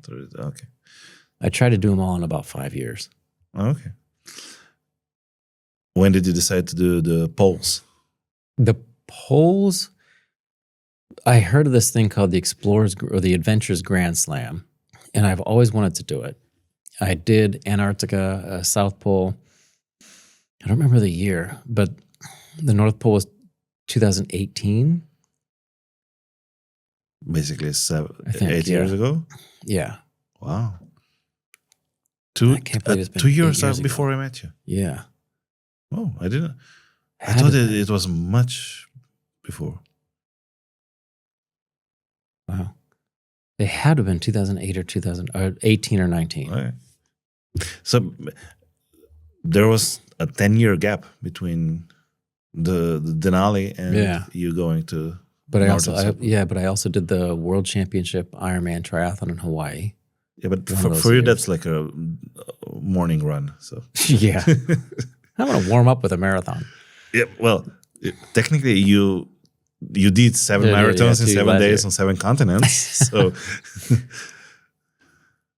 yeah, and in between, I've worked with a lot of corporations, a lot of companies, a lot of keynote speaking. Wrote 2 books, finished another one. And I've taken groups up Kilimanjaro ever since as well. Mhm. I need to do more. I'm I'm an underachiever. No, but the big question here is, once you reach something as high as Mount Everest, how do you find the next challenge? Or maybe, like you said, Denali was the hardest. When you reach something as big, how do you find motivation for what's next there if there's nothing better in a way? For example, where I'm coming from is Tony Robbins likes to say, the first astronauts on the moon, presumably. When you reach the moon, when you walk on the moon and you come back to Earth, what's more for you to do in a way? What more can you reach in your life? It's interesting because you have to look at the goals a little bit differently. It's not the achievement that matters. It's the journey along the way. Because on Everest, I was there trying to get to the top for 4 weeks. I was on the summit for 30 minutes. Yes, that's the goal, but everything I learned leading up to there matters more. Going to the moon, coming back, you're on the moon for, I don't know how long they were there. No, I never checked. Yeah, me neither. We'll say 5 hours. They probably spent years training to get there. So you have to look at goals a little bit differently. Is it going to bring you satisfaction? Is it going to bring you fame? Does it go back to your personal core values? How do you want to look at that? Going up Kilimanjaro now, like I said, 24 times. I know what the mountain's like. I know what the summit's like. Do I get emotional every time I get up there? Absolutely. I'm like a little baby. I'm crying with everyone else. Because it's not about getting to the top. It's about the experience with the people. The group makes it different. It's about the camaraderie. It's about the friendships that are made along the way. Those are the things that last, not the feeling on the summit. It's what you learn along the way there. Because I can't tell you how many times that I've done this, and I'm sure other people too, where you achieve something, and again, like what you said, well, now what? What's next? Well, you just reached what I call a false summit, because you're looking for something next, the next thing. Can't you just be happy with that? Or if you do find the next thing, do it for the right reasons and actually appreciate the journey along the way. So after Everest, the rest, literally everything else on Earth was downhill. Jokingly, well, maybe space next. It's the only other place higher. But I've learned to appreciate the process and appreciate the journey. And people often talk about that, and I joke around, well, tell that to somebody who just wants to, who's circling Chicago O'Hare Airport or New York City Airport because of bad weather. They're not appreciating the journey. They just want to get to the destination. But you can still learn to appreciate something about what you're going through, whether it's a difficult time, good time, time together. So it's never about the thing. It's always the thing behind the thing. Maybe I wanna share with our viewers that why I'm not going so deep into the Everest story is because they can always, get the book Neustoliu, Unstoppable on Kangura. We translated it 4 years ago, 3, something like that. 2 years ago. Last October. We did the translation 2 times. That's right. So, that's right. This one is the second translation. And so you can read about the journey to Everest mostly here. Then you have the second book about your journey to... Well, that's a great book. And it's not just a memoir. It tells a little... It takes you on your own personal narrative.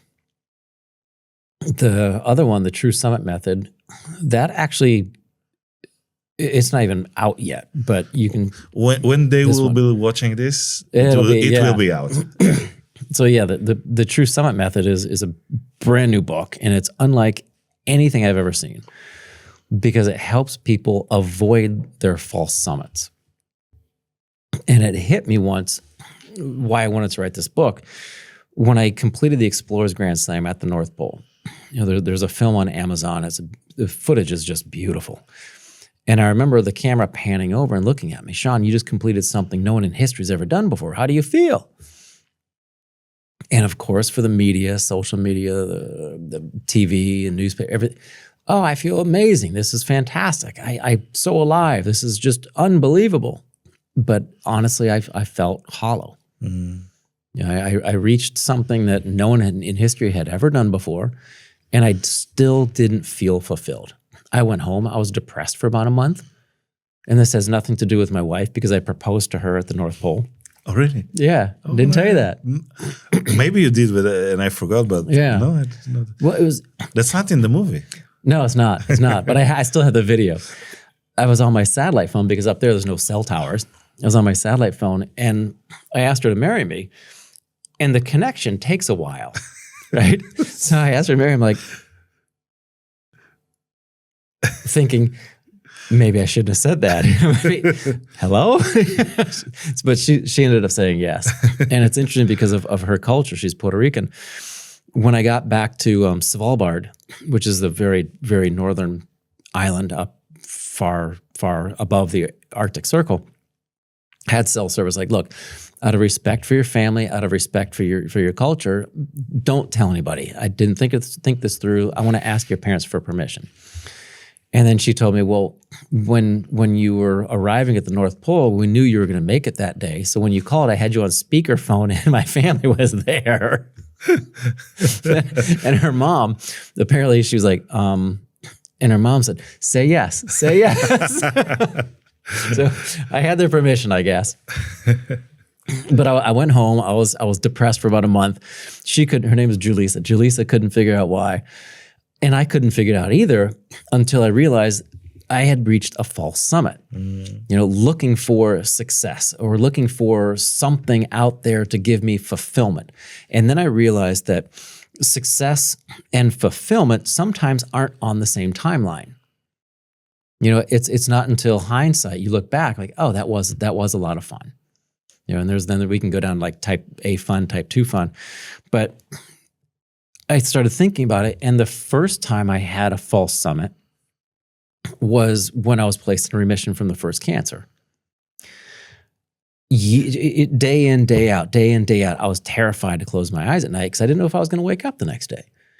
Now all of a sudden the doctor says, Sean, you're in remission. Go live your life. My mom, my dad, my brother, my family, everybody, the town, they wanted to have a parade, right? Not really, but they wanted to have a parade. They just want to celebrate. Hey, Sean's okay. My first thought was, now what? Because who was I without the struggle? Next time, North Pole. And I started thinking about my life. How many times have I reached something and haven't felt fulfilled? So that's what this whole book is about. Taking people through the journey of each one of the 7 summits and the 2 poles. But in there were lessons that I learned. So the reason I say it's unlike anything else is because it's literally a memoir. So it's a story, insight, lesson, and then you work on your own. Because there are 3 to 5 questions at the end of each chapter that help you reflect on your life. So you can start avoiding your false summits and start leading your own life and making proper decisions, going back to your personal core values, making those decisions. You can start making decisions to constantly reach the true summit in your life. I can't wait to end it. I know you sent me a copy long ago, and I started it, but yeah, there was too many things that we needed to do for the event. But I'm finishing it after. So yeah, if you want to learn more about the experience on Everest, buy the book, read the book. You can also find it in the library. You don't need to buy it, or you can check also on Jurel Harner's podcast, Underdog. Sean was there 2 years ago almost, and he shared those stories in depth. Sure. So I want to go deeper in some other things right now. the time between the second cancer and Everest. What did you do in between? How was your life? What were you thinking in between? Because I know that you haven't set your goal of reaching Mount Everest right after cancer. So there was a gap in between that wasn't as bright. Yeah. So I went to college, and I don't know if you're looking at, like the college, or are you looking at grad school, or whatever you feel. all the above? Whatever you feel. Well, I graduated high school, went to college, started molecular biology. I'm a lot smarter than I look. I wanted to cure cancer by splicing genes and figuring out how to cure one of the world's biggest diseases. But because I was a party animal in college, it didn't take me long. I was studying molecular biology. I was taking organic chemistry and immunology. And it didn't take me long to realize that I wasn't going to pass those classes if I didn't open a book and study, because I was having a really incredible time in college. So then I switched to psychology. I took intro to psychology, and I realized I wanted to be a psychologist for cancer patients. But not just the patient, I wanted to be a psychologist for the support group as well, so families. And as you know, and as everybody who knows someone touched by cancer, it's not an individual disease. Everybody goes through it together. So I wanted to help the support team, the patient, everybody. Was accepted into a doctoral program. While I was working on my master's and my doctorate, a couple of things happened. One, I realized that I hadn't done the work myself, and I couldn't help other people until I helped myself first. And one of the biggest things that happened that I realized, going back to one of your original questions, why do people change only when something bad happens? I was working as a bartender at one of the largest clubs in Jacksonville, Florida, where I was working my master's. And I remember throughout the night, a young lady comes up, beautiful. She sits down behind the bar and she says, "Can I have sex on the beach and your phone number?" And I'm like, inside, I'm thinking, yeah. But playing it coolly outside, I was like, here's your drink. And I'm sure, let's stay in touch. She does this 4 or 5 times throughout the night. And at the end of the night, we're closing down. She plops down on the other side of the bar and says, "My friends left me. Can you take me home?" And of course, on the inside, I'm like, yeah. Outside, cool, no problem. So we go outside, my Honda Civic, open the door for her, get her inside. And as we're going up over the bridge, over a little river, it's called the Intercoastal, in the passenger side, I hear, woo. Woo. And of course, I pull over as soon as I can. She gets everything out. Like the devil, whatever I gave her was coming out. And this was back before we really had Google Maps or Earth or something like that. So I had her address before she passed out. We get to her apartment complex, walk around the side of the car, open the door, and she's passed out at this point. I carry her up 3 flights of steps. It's probably 3:34 in the morning at this point. And I'm holding her in my arms. I'm kicking the door. I have no idea what's back there. It could be some giant dude who just could thump me, punch me in the face and kill me. I have no idea. And her friend opens the door, and I'm like, does she belong to you? She's like, again? Oh my God. So I take her inside. I put her off in the chair. And as I'm leaving on the coffee table, I see lines of cocaine. I see pills, I see burnt spoons, needles, and I've never done any of that, never will. But as I was driving home, that's when I realized I had fallen so far from the Midwest moral and ethical boy that my parents raised that I'm now going down that path. So it took that for me to change. I quit the job, I dropped out of school, and that's when I decided I needed to work on myself. And that's when I came up with the idea of climbing Everest. Mm-hmm. That's what I wanted to hear, because, for example, when people learn that I had cancer, they all ask, what have you learned? How have you changed? Yeah. Not much. I quit mostly with alcohol, true. I quit smoking before that, so I didn't change it as much because it was in a way a false summit, even curing cancer for me. It wasn't a real summit for me. And your story confirms that curing cancer doesn't mean you have to suddenly change, because there is no overnight success also. And that's why I wanted to go into this, because a lot of people think that, okay, you cure cancer, went to Mount Everest, it was an overnight change of heart, change of life, success. It wasn't. It was a struggle, a 10-year struggle, basically. Yeah. 8-year struggle. Everybody's on their own timeline. Yeah. So, and I want people to understand that you can change your life at any moment, but it doesn't have to be every day. Right. Just change one little thing. Picture how you want to be in the future, and that's a good point too. We have this thought experiment where people always, I don't know if you guys do it here, but we say, what would you go and tell your younger self? In my mind, what's the point of doing that? I can't go back and talk to my younger self. That's just going to hurt my brain cells. So what I like to do instead is picture myself next year talking to me now. So my wiser version of me coming back to talk to me now, what would that person tell me? That I can change. So if I want to sell 1 million copies of the book, what does that person look like? And what can I change today to start becoming that person? So I think if you look at it in that aspect, that perspective, that'll change your life. I agree. I love this exercise. So 2001, let's say even before that, 96, you decided to go on to Everest. When did you decide? What was it? What year was it? Summited in 2002. I decided just a year before. Okay, so 2001. Yeah. You decided to go on Everest. You opened ChatGPT, ask how to do that. Oh, yeah. What did it tell you? That didn't exist. Well, living in Florida, I knew I had to move to Colorado, where the Rocky Mountains are, trained there. And there's a book that I read called Freedom of the Hills, Mountaineering Something. And I taught myself how to be a mountaineer. With a book? With a book. Wow. And a lot of trial and error. Thankfully, error that didn't cost me my life.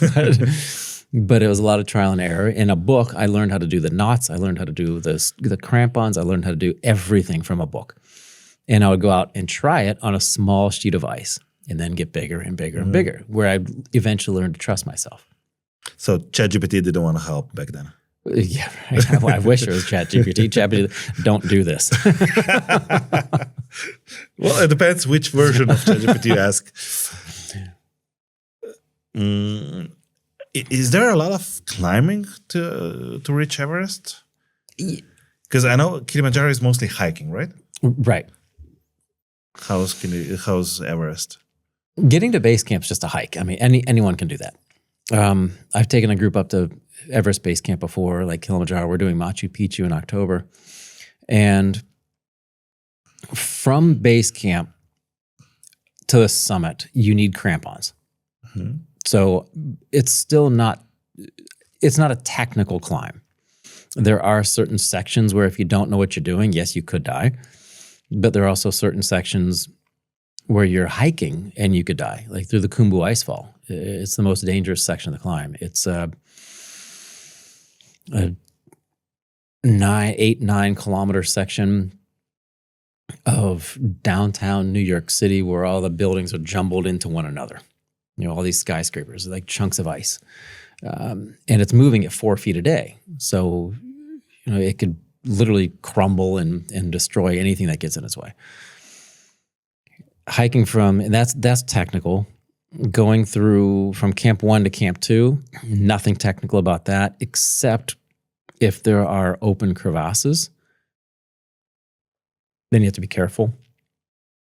Going from Camp 2 to Camp 3, technical, because it's just a sheet of ice, and if you take one wrong step, you're just going to tumble. And then from 3 to 4, technical, And then after that, it's a hike up to the Hillary Step. And then there's one technical section there. So it's not very technical like K2 or some of the bigger mountains are. It's nothing like Denali. Denali, it was technical most of the way up. And we hauled a sled up and we skied down. Really? Yeah. Wow. Yeah, actually, we spent an hour pulling somebody out of a crevasse on our way down.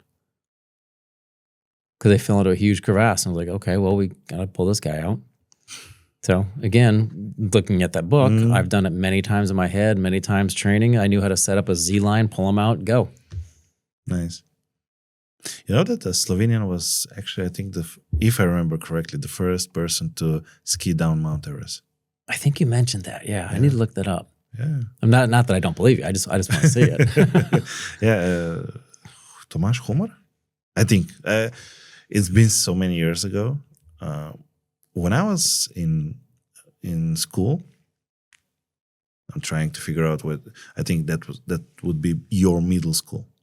For us, it's just elementary school. What do you call it? Between 8 years and 14 years old. Yeah, we would call it either junior high school. Okay. Yeah. Okay. So for us, that's elementary school. Okay. I was actually not sure how it's pronounced in English, but I got into this course of going on hikes every month. Okay. Mountaineering. No, it's not even mountaineering. Planinski krožek, we say. So it means that you're actually learning to do the knots, learning how to approach mountains, and you go each month. You go to one mountain hill, whatever. Because half of hills in Slovenia are hills, and half of them are mountains. We don't have that many mountains at the end of the day. But yeah, I did that course. I will check out later. So, yeah. What's the English term for planinski krožek? But the viewers understand now. Yeah, I was going to say, don't look at me. Yeah, you should have learned this. Yeah, planinski. Yeah. Yeah, because Slovenian is so easy. Little kids do it. They learn Slovenian easily. Well, of course they do. Yeah. Just like Puerto Rico, they learn Spanish. It's amazing. And you know what? Little kids in Germany, you know what they speak? What? Very easy German. Really? Oh my God, that's so easy. I should have learned that. Hiking club. Hiking club. Okay. Huh. Interesting. Hiking club. It looks like, let's go for a hike, right? Yeah. And you need to clap for that. How do you say it? Hiking club. No, I know that. But Planinski krožek. Planinski? Krožek. Krožek. Yes. And you get the stamps on every hill and every mountain you get. That's kind of cool. And then you're trying to collect them all in 1 year if you're that into it. I probably got maybe 20 stamps, different stamps from different hills. Nice. I think the highest peak for me in my life was around 2,000 meters, 2,200. Yeah. I never went to Triglav. So I'm not a real Slovenian, because in Slovenia, if you haven't ever been to Triglav, you're not a real Slovenian. But you can't drive up there, can you? No. You need to hike, almost climb a little bit. So, how long is it, the hike? Some can do it in a few hours. Most take 2 days. 2 days? Yeah. They rest in the middle. There's a hike for base camp. Couple hours and then you. So the couple of hours means 6 to 8 hours, I think. Okay. Yeah. Okay.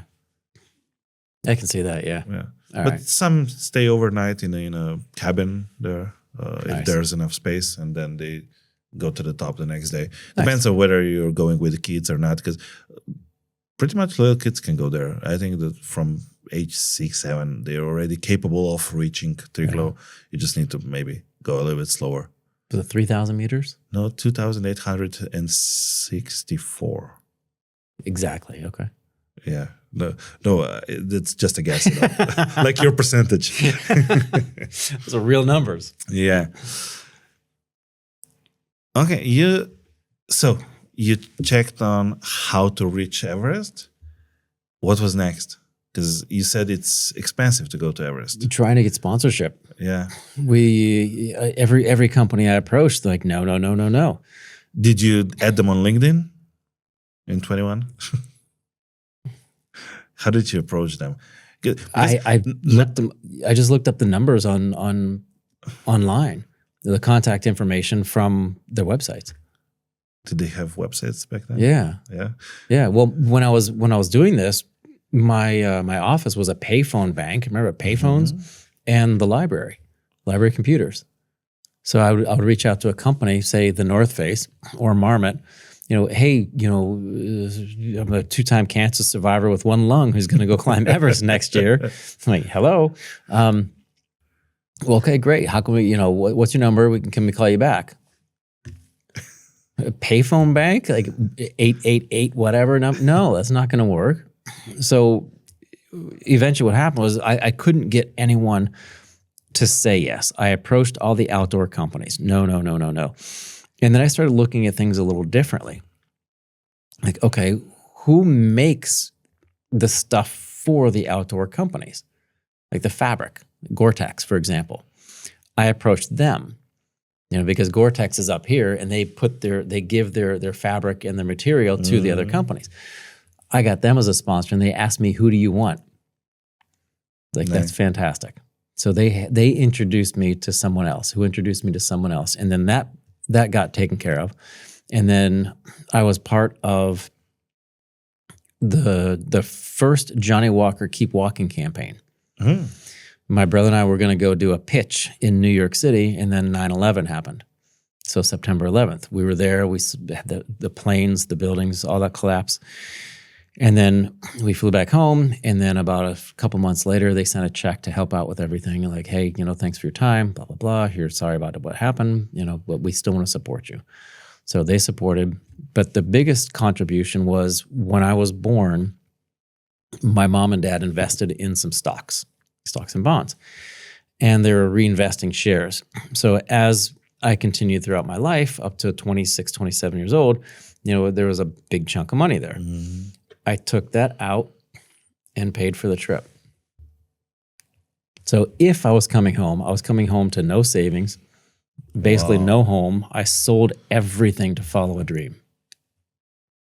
How did that feel in the moment you did that, selling those bonds? I mean, I was excited, nervous a little bit too, but looking at the cancer, I wasn't focused on not making it. I was focused on making it to the top. It's almost like there's a story we have. It may be a made-up story, but during World War II, when they hit Normandy, the troops stormed the beach and they burned their boats. So they only had one way. So that's kind of how I looked at it as well. Like, look, I have nothing left. Let's not even focus on that. There's only one way forward. Did you have any resistance from your parents? Or Absolutely. Yeah. I mean, at the time, I'll never forget my dad hugging me goodbye, tears in his eyes. He said, "We didn't get you through 2 cancers to go kill yourself in a hunk of rock and ice." Like, thanks for the support. But they've always been honest about how they feel about what I'm doing. Like, Sean, this is a stupid idea. We support you, but we don't want you to do it. But we still support you. So it kind of goes back around and around. So I remember calling my brother from radio, from the summit to base camp. He picked up the satellite phone, called mom, like 12 hours later, a 12-hour time change. And he said something like, right now, you have a son who's standing on top of the world.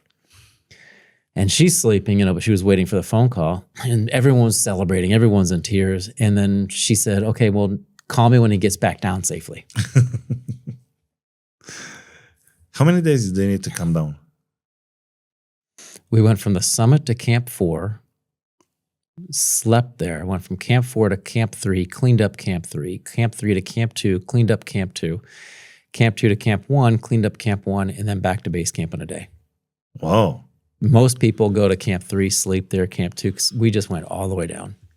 The Sherpas kept looking at me. I was like, "Are you good? Like, let's go, man. I want to get the hell off this mountain." And then you flew back home directly, or did you stay in Nepal for a few days? Or in Nepal for a few days, and then we flew into Bangkok, mandatory overnight in Bangkok, and then we flew back to Denver, Colorado. But I remember being in Bangkok, sea level, and I was in the room getting ready for bed. I had the TV on. I don't remember what was on, but I was just looking at my vitals, like my pulse rate, my breathing, respiratory rate. My pulse rate was 38 beats per minute. Whoa. And I remember taking a breath in, just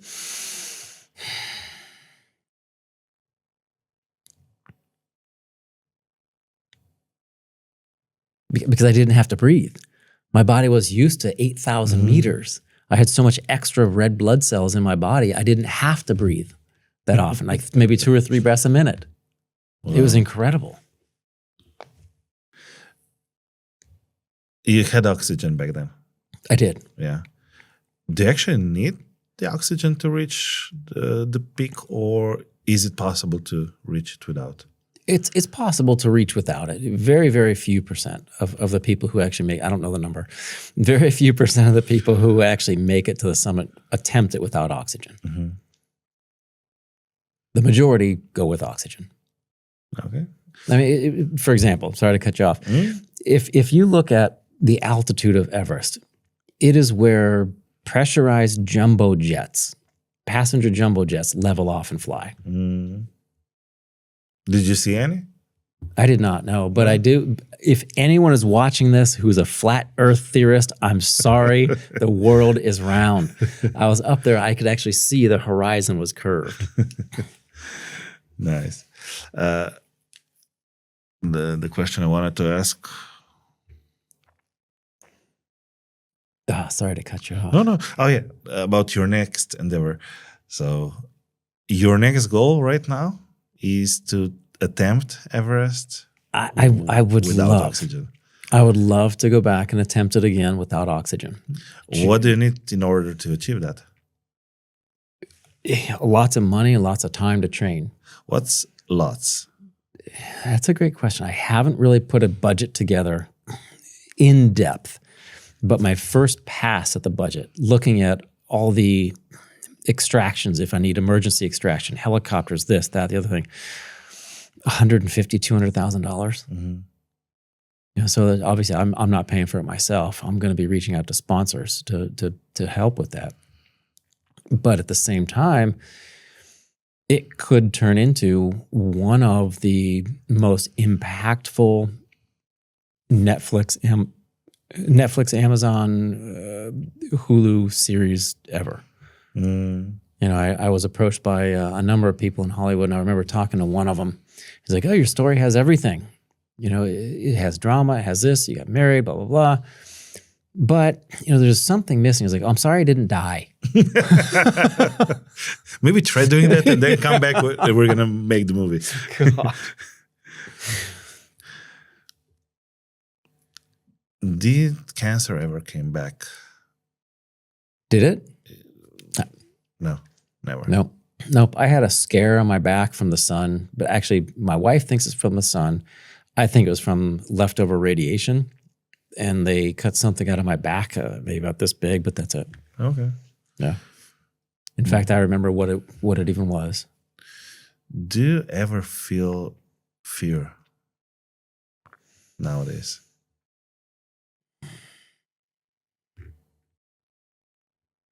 Or does anything scare you at all? Not really. What about mountain lions or bears? Nah. Okay. No. In fact, I remember even in certain situations, I try to have a sense of humor. So I'm going to preface this joke by saying, like I said, my wife's from Puerto Rico. It's a territory owned by the United States. So she's an American citizen, and everyone there is an American citizen, but they're possibly going to become like the 51st state, right? It probably never happened. But I remember I was in Cairo one year. I was working with a company there, and I was going into the elevator, And this was right after one of the bombings in the Gaza Strip. And I had a badge that just said Sean Swarner, Boulder, USA on it. And a guy with a turban comes in, and in a very deep, raspy, scary voice, he looks at my badge. He looks at me. The doors in the elevator close. He's like, I'm from the 51st state, Iraq. It's like that. And I kind of look at him. I'm like, I didn't get through 2 cancers to get killed in a bomb, in a hotel. So I look at him like, funny, because I thought that'd really be Puerto Rico, not Iraq. And he starts laughing. He's like, you funny American. And in any situation, I think if you have a sense of humor, it makes the stress go away a little bit. You know, and all depending on your perspective and how you want to see things. But if you allow other people, other things, other situations to control your emotions, you're no longer in control of yourself. And one of the things that I've learned on all these trips and all these expeditions, where literally if I took a step to the right 10 centimeters in one direction, I would die. So I know how to keep those emotions in control. Do I get angry? Sure, sometimes. If somebody cuts me off in traffic, I get upset, but it's like that long, and I get over it. So do I get scared? No, because I think I'm always in control. And when someone says, and my wife, she doesn't even do this, but other people, you know, do you see how you're making me feel? Like, I'm not making you feel that way. What I say is about me. What you hear is about you. So how you interpret what I say, that's what's causing your anger. That's what's causing your anxiety. You know, and one of the reasons that it doesn't happen with our communication with my wife and I is because her first language is Puerto Rican. Her first language is Spanish. Mine isn't. It's English. And when we first started dating, there was one word that we got hung up on. You know, hey, well, let's compromise on this. You know, in English, let's come to the middle. You know, let's figure something out. But in Spanish, compromiso is like you're giving up something, as opposed to let's come together. And so every time I was like, let's compromise. No, I don't want to compromise. I'm like, why don't you want to compromise? Like, because I don't want to give it, but let's just compromise. I don't want to compromise. So we learn to actually understand one another and communicate and understand what the words mean coming out of her mouth, so I understand what she's trying to communicate to me. And if people just sit down and realize that for other people, this world will be a much better place to live in, as opposed to, I'm offended by that. Well, you're offended by it because that's how you see it, not how I intend to say it. So looking at fear and everything else, very similar. Just looking at it, okay, well, how do I feel about that? I'm the one in charge, not somebody who's telling me something else. I think also there's a great lesson here in, I might be offended by what you say, and there's nothing wrong with it, because I can just share that I am offended, but I can still respect you. That's very true. Yeah. I don't have to hate you for what you said because I feel offended. And that's a friend I have. You're going to meet him soon, tomorrow. We didn't know each other for long, but I know that we're both very, very aware of our feelings. And each time we talk, something comes out, you know, because we really talk in deeper things usually. And whenever something comes out, we acknowledge it. And nobody blames the other person that you're the reason why I'm feeling like this. Like, oh, when you said that, you know, I felt hurt. And I know that comes from my experience of this and that. And thank you for opening that to me. I just want you to know that it doesn't have anything to do with you. I'm just sharing this with you because I feel safe. And that's it. And I think that's beautiful to have such relationships. And hopefully, and I'm really lucky right now that I have pretty much the same relationship with my wife. That's great. Yeah. Because we can be vulnerable with one another. Yeah, sure. Sometimes it's just, you know, in the heat of the moment, we say things we don't mean, but at the end of the day, we always talk it through. And that's why we've been together for almost 10 years now. So how long are you with Julissa? We've been married for 7.5 years, but we've been together for about 10 years as well. Oh. But I think the key thing that you said was, this is how I feel, not this is how you made me feel. True. I think we went on a nice journey with you.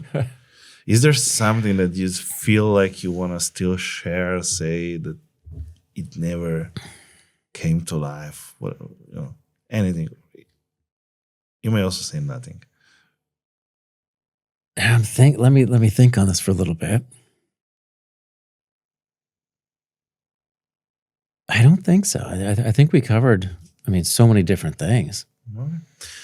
Tell us maybe, what can people get from you? How can they interact with you?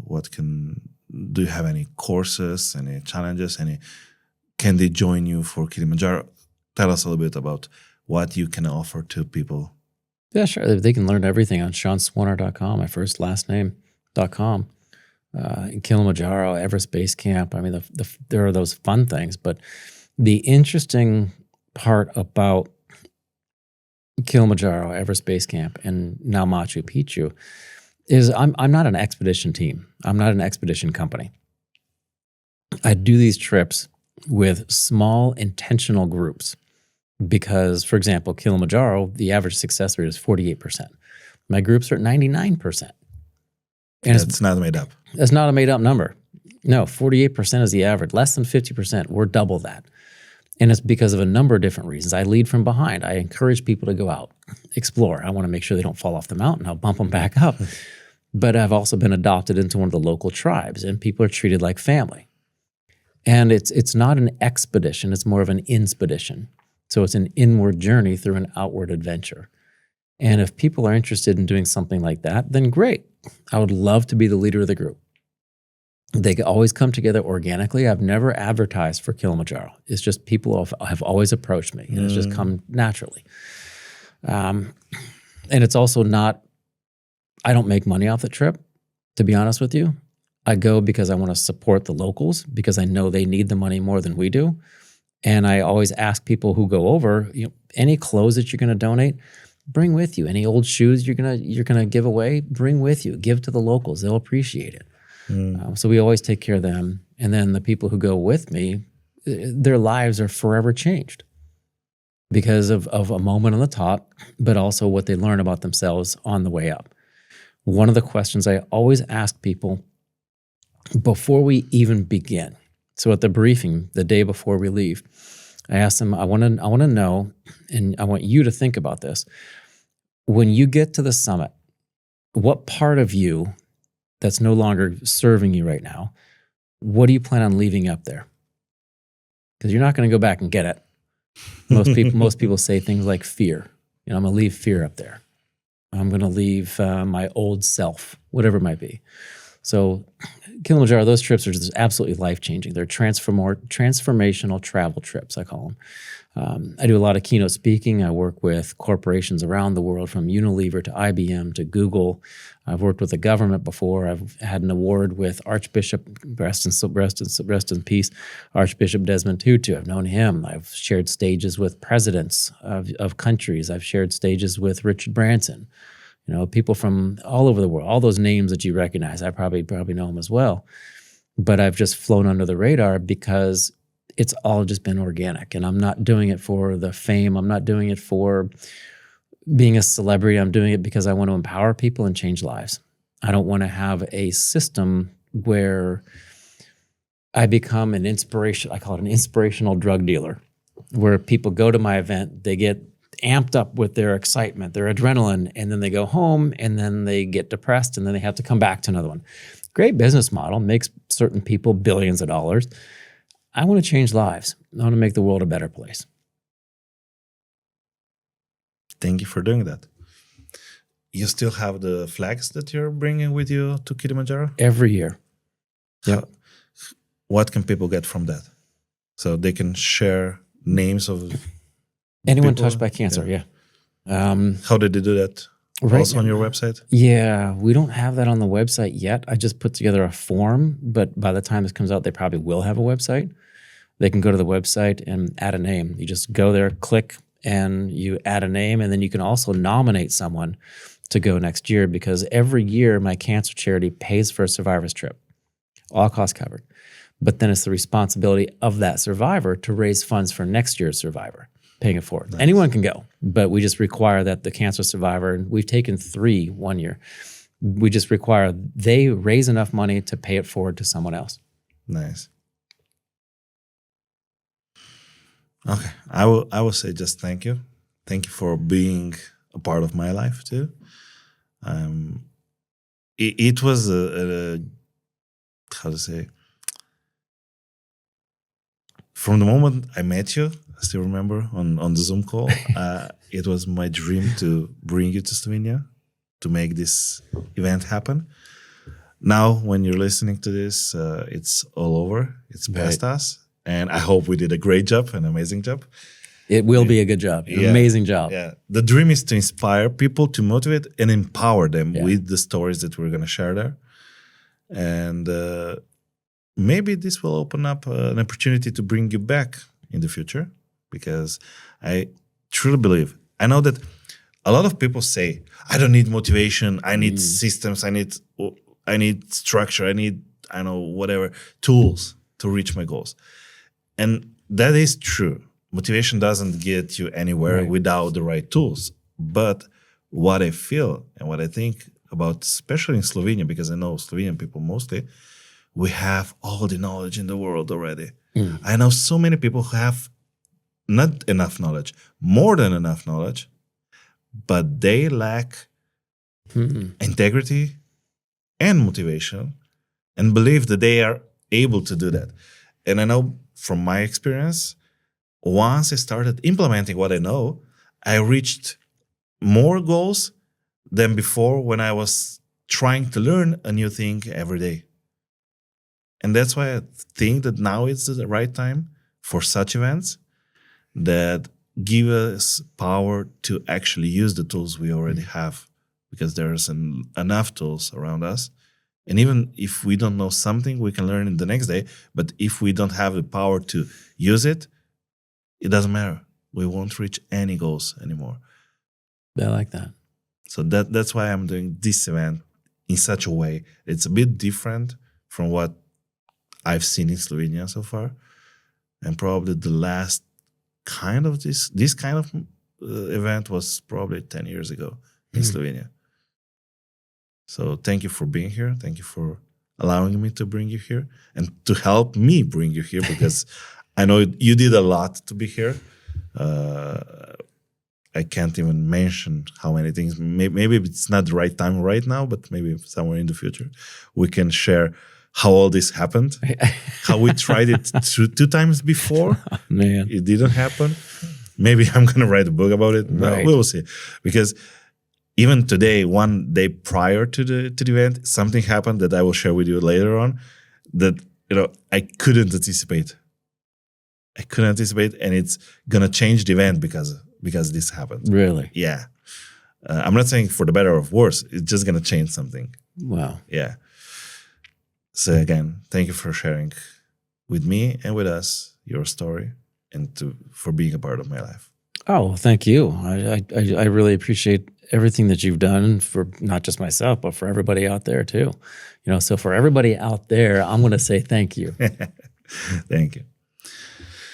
Hvala tudi tebi, ker nas spremljaš, nas gledaš. Jaz upam, da si užival ali pa uživala tudi v tej epizodi, čeprav je bila mogoče v angleščini malo drugačna, ampak ideja je, da mogoče povemo, kdaj tudi še kakšnega govornika iz tujine, da podeli svojo zgodbo, ker verjamem, da po celem svetu se najdejo zgodbe, ki se nas lahko dotaknejo, s katerimi se poistovetimo in ki nam vrnejo tisto upanje, ki ga rabimo za to, da živimo boljše življenje. Če ti všeč, kar počnemo, lajkaj, šeraj, deli, naroči se na naš kanal, lahko nas tudi podpreš finančno, imamo tudi ponovno zdaj PayPal račun. Skratka, kakorkoli nam lahko pomagaš, smo ti zelo hvaležni, ker tako lahko nadaljujemo s temi zgodbami. Hvala ti.